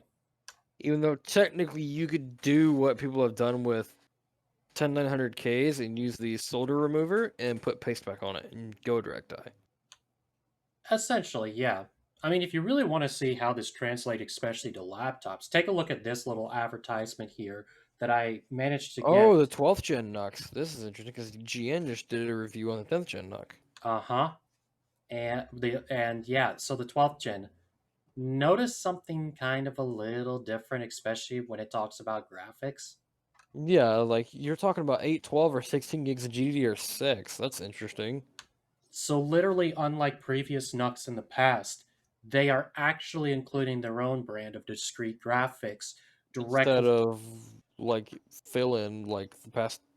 Let's see, the one before that had like the one before that had a 9880HK, which is a laptop CPU, and a 10900K B, which it's not really 10900K, but you know what I mean. Where it's basically like here's a fucking SFF bare bones, add GPU and memory and storage. Basically. And the Ghost Canyon before that was just here's like a APU sort of kinda with AMD graphics on it. Yeah. So effective. So. What they're doing, the reason why they're able to get away with that is because they're going to take away some of those PCIe slots. Yeah, because now it looks more like a Steam machine. Well, in a small form factor thing like that, you don't need a bunch of PCIs.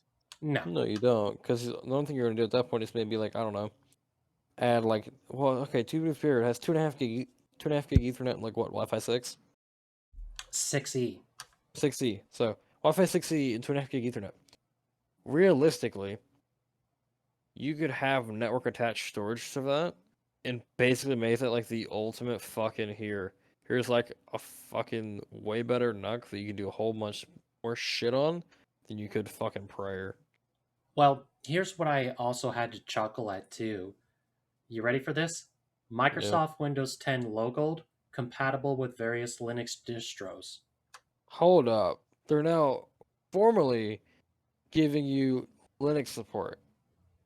Yes. That's interesting. That's why I said it was a big deal with especially the DG2 thing, where they were talking about Linux support in that other article. Yeah, because effectively, if you give Linux people a DG2, a lot of good shit can end up happening really quick. Exactly. And that's why I'm saying, like, I really think this is going to be the start of competition between Windows and Linux again. Yeah, I mean... Okay, you guys talked a lot about Linux earlier. I'm not a Linux user. I've never used Linux. I've tried Linux. Here's the one thing I don't know about Linux, but what I've heard about Linux.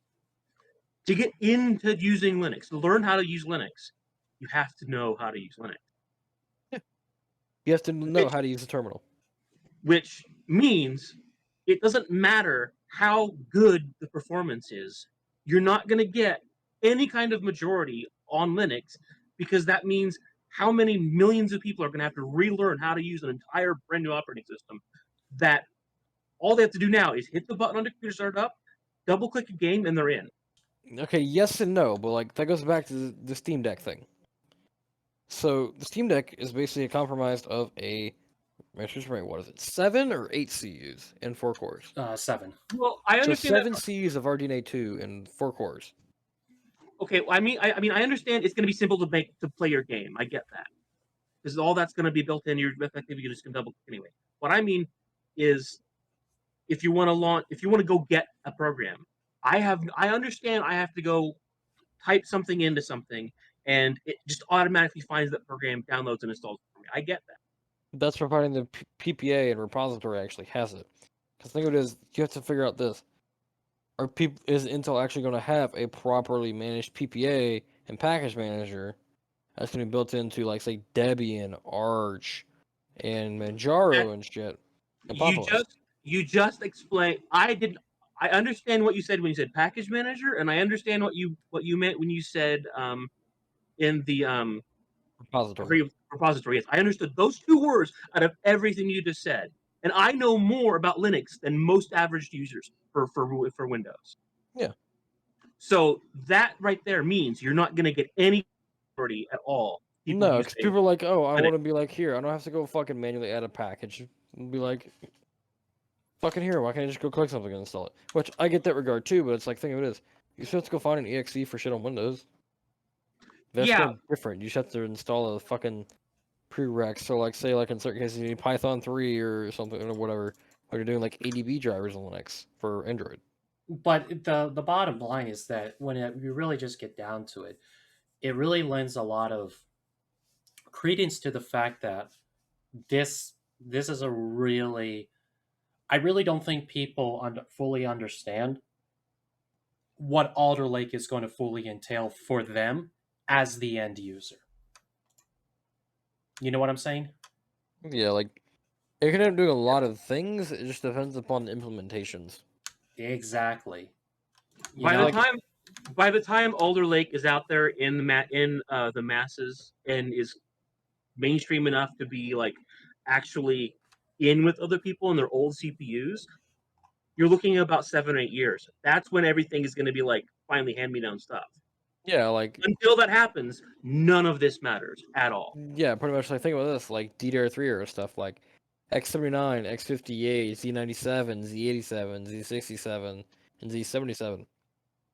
All of that era of shit is now, like, cheap when it comes to, like, older Xeons and, like, workstation stuff. Because nobody really is honestly going to give a fuck about 12th gen, so Alder Lake, unless they're, like, really someone who's hell-bent on getting, like, the best FPS possible. When the best refresh rate monitor you have right now is a 360 Hz panel, and very few systems can even saturate 360 FPS in every game that someone can play that's, like, popular right now. Correct. Aside from, like, esports titles like Valorant, CS, Rainbow Six Siege, Dota, and there's another one I'm missing somewhere. Well, I want to point something out real quick with all those games you just mentioned. And they're all, like, relatively, all of them are sponsored by either Intel or AMD. Right. To a certain extent. Like, I know for a good well fact, Siege and Ubisoft have a deal with Intel. Like, there's, like, there's nothing hidden about that. Like, it's openly fucking true. Every time you go to a LAN, they're always having Intel machines, whether it's X299, mainstream, or whatever. Oh, yeah. Sure. That's actually one commonality. There is one more. All of these games are more than 6 years old. Except Valorant. Valorant's something that's new. But it operates like a 6-year-old game. Yes, it operates effectively like CS. I will give you that. In the sense of, like, it's like, all right, here, if you don't have at least 300 FPS, you're fucked, basically. Mm-hmm. When it comes to, like, CS. So it's like, what you mean in that regard, like, in competitive, like, esport games, it would make sense as a market segment. But for people who play story games like Cyberpunk 2077, Norman Reedus game I cannot remember for the life of me, Death Stranding, and you have, like, Detroit Becoming Human, which is a console port that actually was half decent. To them, it's not going to matter. They're just like, I want high fidelity, not really high frame rate. So it's like, market segment like esports games and, like, esports players and shit. Yeah, I could see that being a marketable thing in the sense of, like, alright, you have big and little cores. Little cores can do background tests like here, run MOS, run Wire, which MOS is basically an application that captures your inputs, your mouse movements and everything, and then logs them in a file for people to go through after a match. Yep. Basically, if you're someone trying to load a payload sheet in your keyboard somehow, or your mouse. Oh, yeah. But here's what I think is funny. I was really curious about this, and I was like, okay, all this new stuff that's coming out, how does it actually fit in with especially a lot of these games that are still popular? So I started doing some digging around, and I found something very interesting, which is No, this. what'd you find? So let me pull up Twitch stats website real quick, which is the premier Just go to the website. Twitch directory right now. Fuck. So Yeah. So notice per stats of right now, what's the most popular fucking game? it's not what you think. I'll just say that. What is it? Fucking what is it? Dota or some shit or Fortnite? GTA Oh, 5. GTA 5 because RP. Yeah, that makes sense. Yeah. So GTA R. So GTA RP, League, Minecraft, Valorant, Apex, Fortnite, CS, and COD. Yep.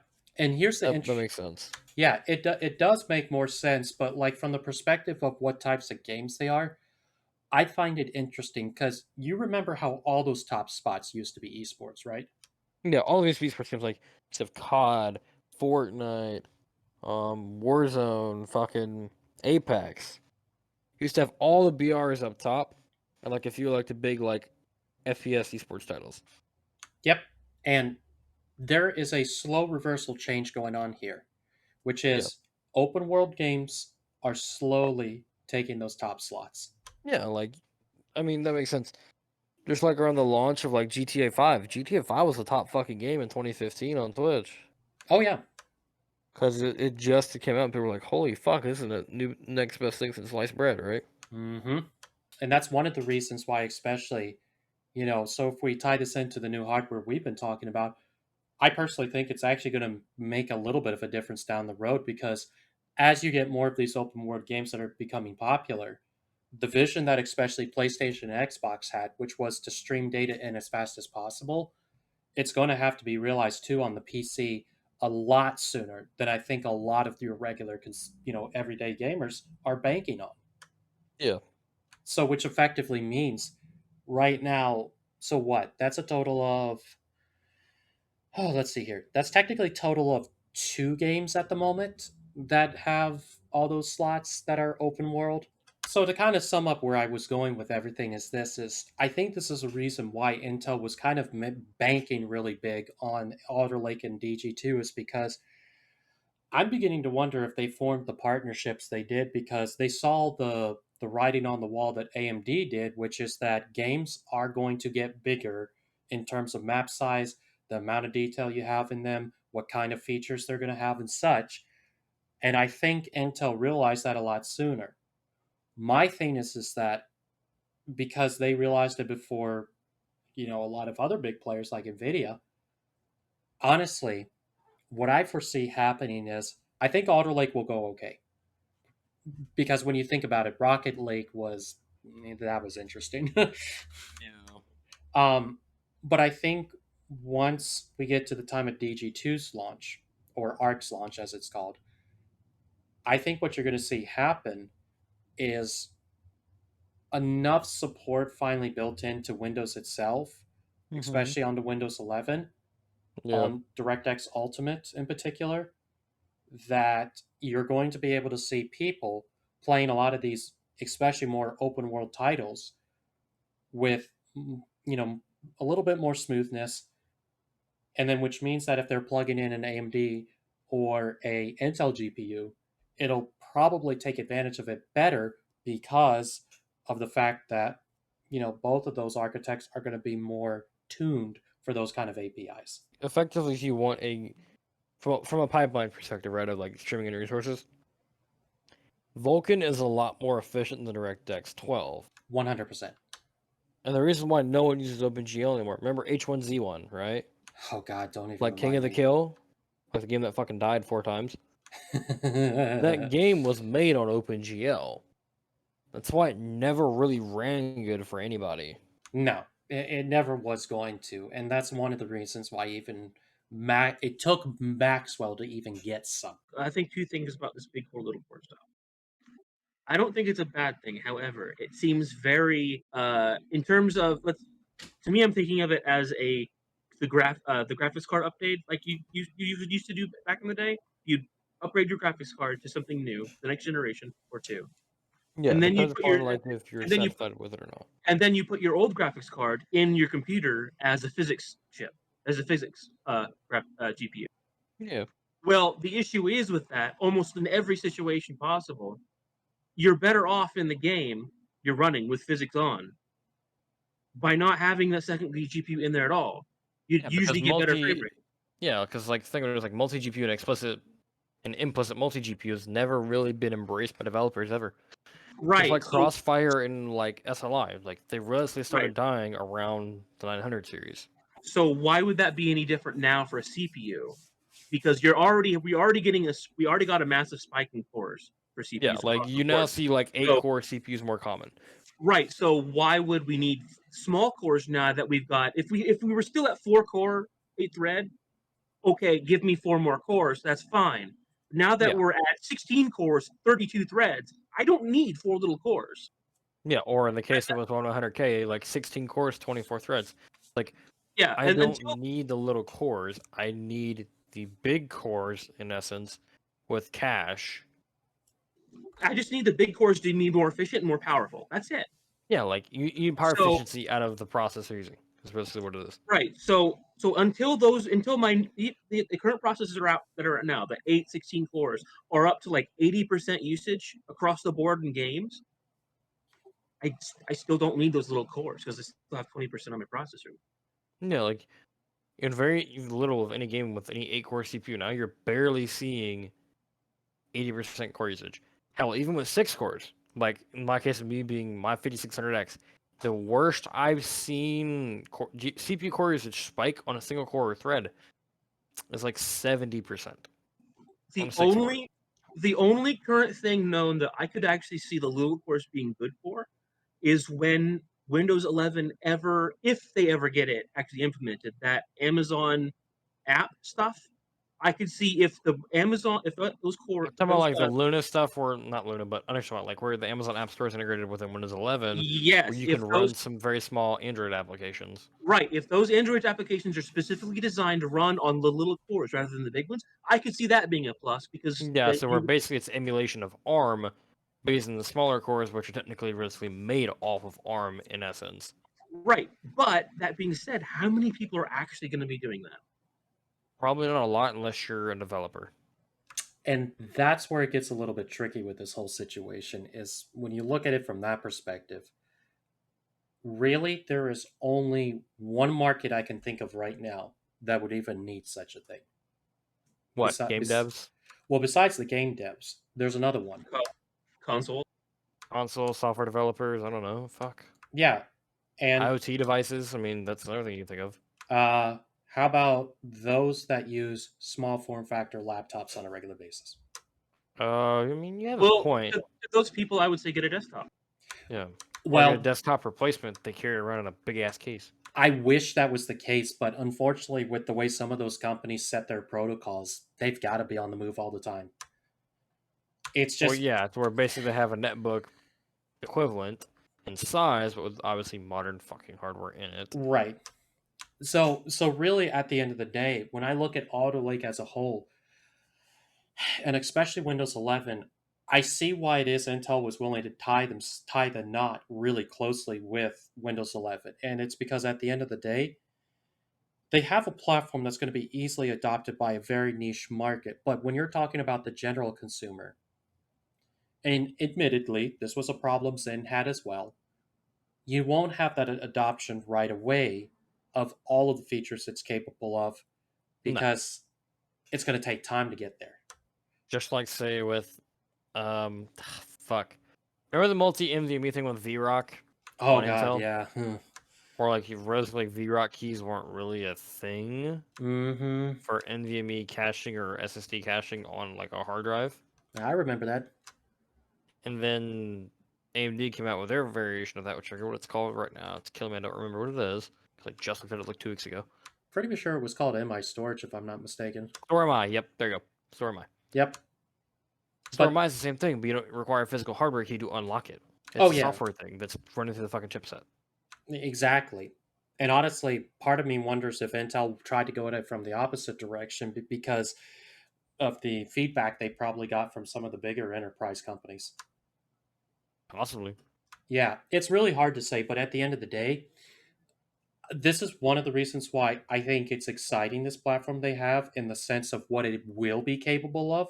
It's also going to be one of those situations where it's going to be a slower adoption process because it's going to take time for the devs to catch up to where that is.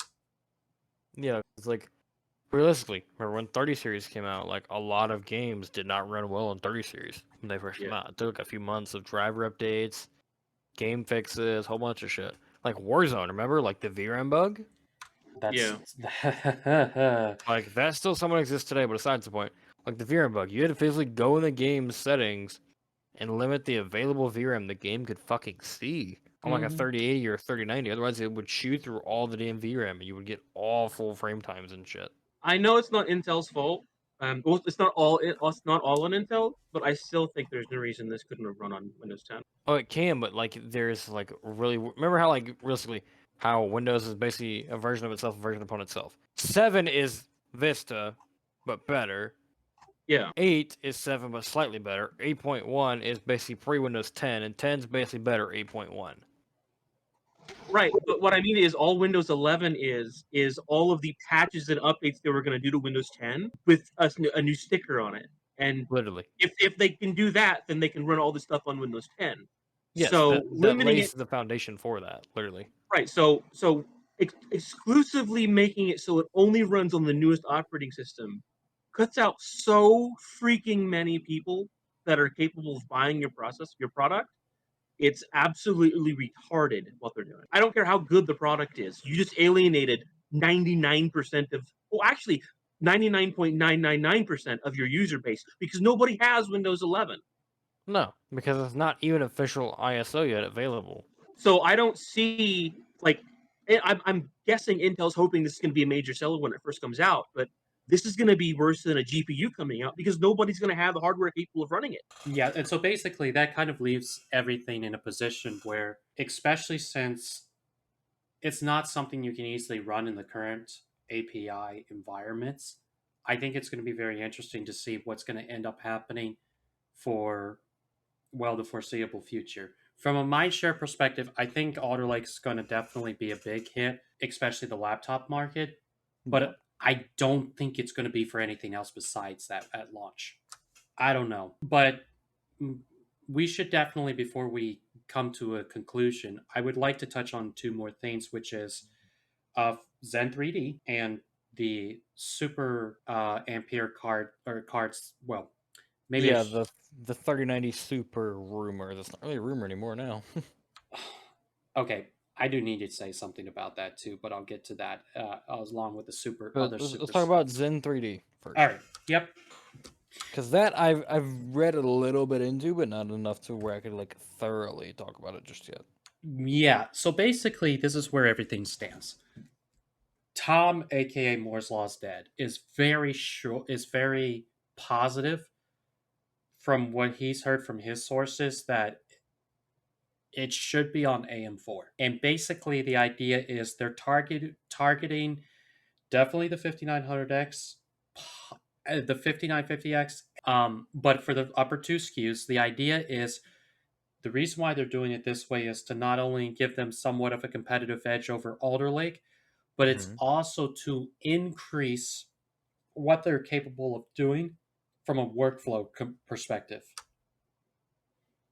So, like for instance, when you're trying to edit out a video and render it, typically that cache that's on your CPU can make and break your experience because like you'll be able to edit the video, but you might not necessarily be able to have the preview window up at the same time. Yeah, so like in my case, right, like I have 32 megs of L3 cache on a 6 core. You have 64 on a 16 core. 70, but yeah. 70. Okay, my bad. All right, fuck. What do I have? I don't remember. 64. Oh, I forgot that has 64 megs of L3 because of on that it's not unified cache though. oh, On that's R2 CPUs is unified cache. So like any one of the fucking cores on our CPUs could use up to the full potential of 32 megs of cache apiece. right. I forgot Theoretically. about that. To where it has full NUMA access over all the cache for all the cores instead of just being where like you're only split to half the CCDs for this half of the cache, half CCDs for this half of the cache. AKA Infinity Cache with Infinity Fabric. Bingo. Yeah. Yeah, I should have remembered where to look for that. It's not a number I often look up. I don't often look it up either. I just know where to go look to go find it. Yeah, but in either case, having that additional unified cache basically means AMD's individual Zen 3 cores are going to have way more to bite into for that kind of stuff. So, especially people who are like content creators, that's going to be a very appealing CPU. Oh yeah. So, that's why I suspect like the sales won't be terribly high, but it'll be high enough that it'll, get the market share that AMD is looking for, Yeah, like it's one of those things where it's like you're like Threadripper, right? A Mhm. lot of people at first really didn't like Threadripper because as a daily system, it's somewhat of a pain in the ass. Especially first gen. Oh, God. It's like I was getting to that. The first gen Threadripper, Jared's laptops, he can't run his RAM at XMP at all on first gen. Second gen, you can run 3200 C14 pretty reliably because of the improvements of words like here's Zen Plus's memory controller with lots of cores. Right. But the problem was there was a weird scheduler issue in Windows with the way that architecture worked with sharing the cache around. Mm-hmm. But the fix for that only was really applicable in Linux. It was not very applicable easily in Windows. But when it specifically came to a render workhorse, that platform was very good. And that's one of the reasons why I think it's going to be kind of interesting to see what kind of adoption that is given to, this 3D stack cache. Yeah, because then technically they're going to double the cache of all the current CPUs, theoretically. Theoretically, yeah. So basically, what you're effectively doing is you're making the total amount of cache it can bite into a total of, I think it's 192, I think, for the 5900X. And I'm not sure if they're going to go any higher on the 5950X. So it's just the upper two SKUs in the ladder, not any of the lower tier SKUs. Not as far as I know. Basically, there is going to be like a refresh of the 5900X and 5950. So air quote XT versions of them is what you're saying. Yeah, but it's not going to be the actual XT versions that everybody else thought it was going to be originally, if that makes any sense. Yeah, I guess it does to a certain extent, but yeah. Let me explain what happened. So, do any of you remember about beginning of this year that there was a small user roadmap that was put together by one of the supposed leakers? And he basically had data mined all the stuff known about AMD at that time. And on there was a little architect called Warhol. I remember the name, but I hardly ever Yeah, I remember anything the actually names attached to it. vaguely. I don't remember exactly what the fuck that entailed. Warhol originally was supposed to be a refresh of Zen 3, according to the rumors going around. And the idea was that it would be exactly like the Zen 2 XTs, where basically they're just better binned Zen 3s in this case, with the ability to be able to hit that 5 gigahertz overclock speed that Intel is oh so known for. Yeah, so basically it's talking about like ASIC quality being like metric ass tons better. There's just one catch though. Tom did digging from Moore's Law's Dead, did digging for months on it. And even some of his best sources, even into what was it, May or June, I think it was, there was still nothing concrete, it seemed. And I'm just like sitting there looking and going, yeah, something doesn't feel right about this. When AMD walked out on stage back in June with that Zen 3D chip, that's when it made sense. There was never going to be a Warhol. I don't even think it ever existed. Yeah, it was just a code name that was happened to be in AMD's database. Correct. So, with that being said, the naming scheme that they're possibly looking at, one possible naming scheme, like a Dash X or something like that. So okay, I see where you're going with this. It's kind of like how you had the black edition of the 9590. In a sense, yeah. And like the 8350 and 8370. Correct. In that regard, it would follow a similar trend, but in terms of what it's going to actually look like, no one really knows. Interesting. It is. Because they definitely know they need something a little bit catchy enough that it'll ring really well with enthusiasts and prosumers, but at the same time, not sound cheesy. Actually, this is something I don't think anybody's thought about. So Well, I know cache in of itself does not generate a lot of heat because it doesn't take much wattage to run it. no, it doesn't. But, however, when you have 3D stack cache like that, it's going to be It's multiple layers and there's dense cache. It's not just single layer cache. Right. Yeah. So It's that, about density at that point of silicon. which means you have more thermal conductivity issues to deal with. Oh, that could be interesting. Wonder what they're going to set as the bare bones minimum cooler needed to run that efficiently. Well, either way, we'll know to be less than Alder Lake. Yeah, by Yeah, a mile. Yeah, fucking, that thing's gonna Threadripper die. Literally. Intel's like, how can we copy AMD's Threadripper IHS without really copying it? I don't know. Let's just glue two LGA 1200 ILMs together and make them look pretty close to a Threadripper, but really closer to like a Platinum 8186 die. And just be like, fuck it. So I get the limiting of power on a CPU Yeah. because just cooler compatibility, motherboard size, all that good crap. I do not, by any means, understand I get the efficiency gain on a GPU. I do not get the limiting of power on a GPU. It's due to VRM specs. No, I mean, why not crank the thing up just massively? Why not? So you're talking about a GPU, right? Like in the sense of Yeah, the way because- NVIDIA does the software power limits, right? Well, I mean, why are they aiming for let's say a 200-watt GPU when they know damn well they could do a 400-watt GPU and get infinite more performance? Well, then at that point, we're throwing the efficiency of the air-cooled architecture out the fucking damn window. So the only reason in my mind to actually to make your stuff your GPU efficient is for the people that have really tight budget systems that can't afford more than like a 500 or 600-watt power supply. But it's like, I get where you're going with this. It's like, say for instance, like, you know the 3090 Kingpin, right? It has an XOC BIOS that effectively lets you draw up to 800 watts. The VRM on Air cannot support more than 500. Like, it will current throttle at 500 watts due to the way that card is cooled on Air. Right, I'm fine with that. I wish all the cards were like that effectively, not... Problem is, it's the way the cards are designed for how much power they can handle. Like, my 3060 Ti, being it's a reference-based PCB short boy fucker, like an ITX card, the phases and chokes on that cannot handle more than 220 watts efficiently. Like, it would require metric fuck tons of active cooling, and then you would see the life expectancy of the card decrease, like, significantly. And then at that point, I would basically be e-powering the fucking card to basically make it perform well more than a 3060 Ti by basically bypassing all the current sensing shit, shunt modding the card where at the 8 pins, it does not see true 100% TDP ever. Right.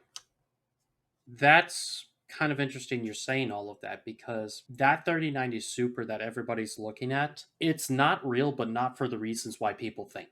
I already know that 3090 Super was being considered because that 3090 Super was on the table even when I still worked at Microsoft. In my honest opinion, that 3090 Super should have never been talked about with any of the engineers except for design engineers, and here's why. Does anybody remember the 2080 Ti Super? Yeah, it was a rumor, but never happened. Correct. Do you know why it never happened? Because they're literally at the limits of what a 2080 Ti could do, and they would basically end up being like a Kingpin anyway. Yep. And basically, NVIDIA said, we have no need to release this. We have nothing to... Yeah, like, there's no point in NVIDIA marketing a mainstream card that's basically a Kingpin and making all the time and effort Vince Lucido put into making a 2080 Ti Kingpin useless. Exactly. And it's the same exact situation with this 3090 Super, except for one thing. That 3090 Super was also providing the basis, and I know this for a fact, for what to expect on next-gen cards. Yeah, so air quote 40 series. That doesn't even remotely exist yet. NVIDIA is literally giving serious consideration to a GPU flagship that will That's a reference board of 450 to 500 watts. correct. Good. An AMD for big Navi Three. is like, hey, let's see if we can crank this bitch beyond 500 watts, possibly. But realistically, probably around the same power envelope NVIDIA is targeting, which is 450 to 500. I would basically just say double whatever the 6900 is, and maybe shave a little bit off. Mm-hmm. Well, it's easy. If they follow their history, you just add a digit on the very left hand part of the number to everything on their product stack. They just switch out the 3 for a 4. There, you've got your entire product stack. I mean, Except for the most part, yes, except for like TI and like other shit. Hey everyone, Future Melodic here. So, two things. Number one, apologize for my voice sounding a little raspy. Been dealing with allergies. Secondly, I decided to interrupt here because, well, so there was a portion of this video I had to cut out due to some information I was sharing that I unfortunately can't release into the public realm just yet. But what I can do is this. Part of that information did involve what's going to happen with RDNA 3 and that sort of thing. But the thing is this. The only part of RDNA 3 I can actually talk about right now with any certainty is the bottom run of the ladder, which is essentially going to be the RDNA 2 refresh stuff. So that's basically the Navi 34 die. So with that being said, let me just go over some quick details regarding that. First off, we had confirmation from Greymon that recently some of his sources that he talks to actually confirmed that RDNA 2 refresh is definitely going to be at the bottom, towards the bottom of the stack of RDNA 3. It will use a 128-bit bus for the card. This information I've been aware of for a while. Nothing new there really. But the one thing I want to throw out to you guys is this. I've also been hearing that for that, not only is it going to be TSMC 6 nanometer, and once again a monolithic die for those guys, but also that the memory capacity of it will not go any lower than 8 gigabytes. And the reason being is because these cards are being considered for 4K 30 to 60 FPS range as well. And so the way you can think about it, right, is the refresh is basically taking almost the middle of the stack of RDNA 2, giving it, you know, whatever VRAM capacity they dictate's okay, and then essentially making it as powerful or slightly more powerful than a 6800 non-XT. So anyway, just wanted to interrupt with that real quick. That's what I have on that tidbit, and that's all I want to share at the moment. So we'll cut back to the show right now. thank you for coming on, giving good information. Anything else you guys want to add before we bring this to a close? Can I tell them about how cheap, if they're looking for a cheap monitor? Walmart.com, or just walk into Walmart is where I bought it.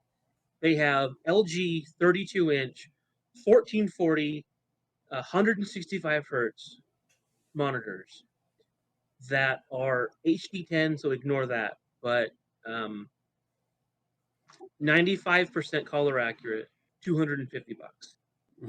so if any of you get a chance, definitely check that out, because right now I know for a fact that's still being sold on Walmart's website especially, so that would be a good deal if you're in the market for a good 1440p monitor.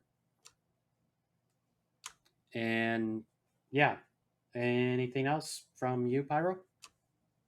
Nothing really. This one really wants a 3060 Ti right now. Yeah, I know. And so anyway, for all of you that tuned in to listen, I appreciate you sticking it through. And honestly, like, subscribe, share. Let's get this community growing a little bit more, because there is way more to come than what I've mentioned here. So in the meantime, God bless and peace.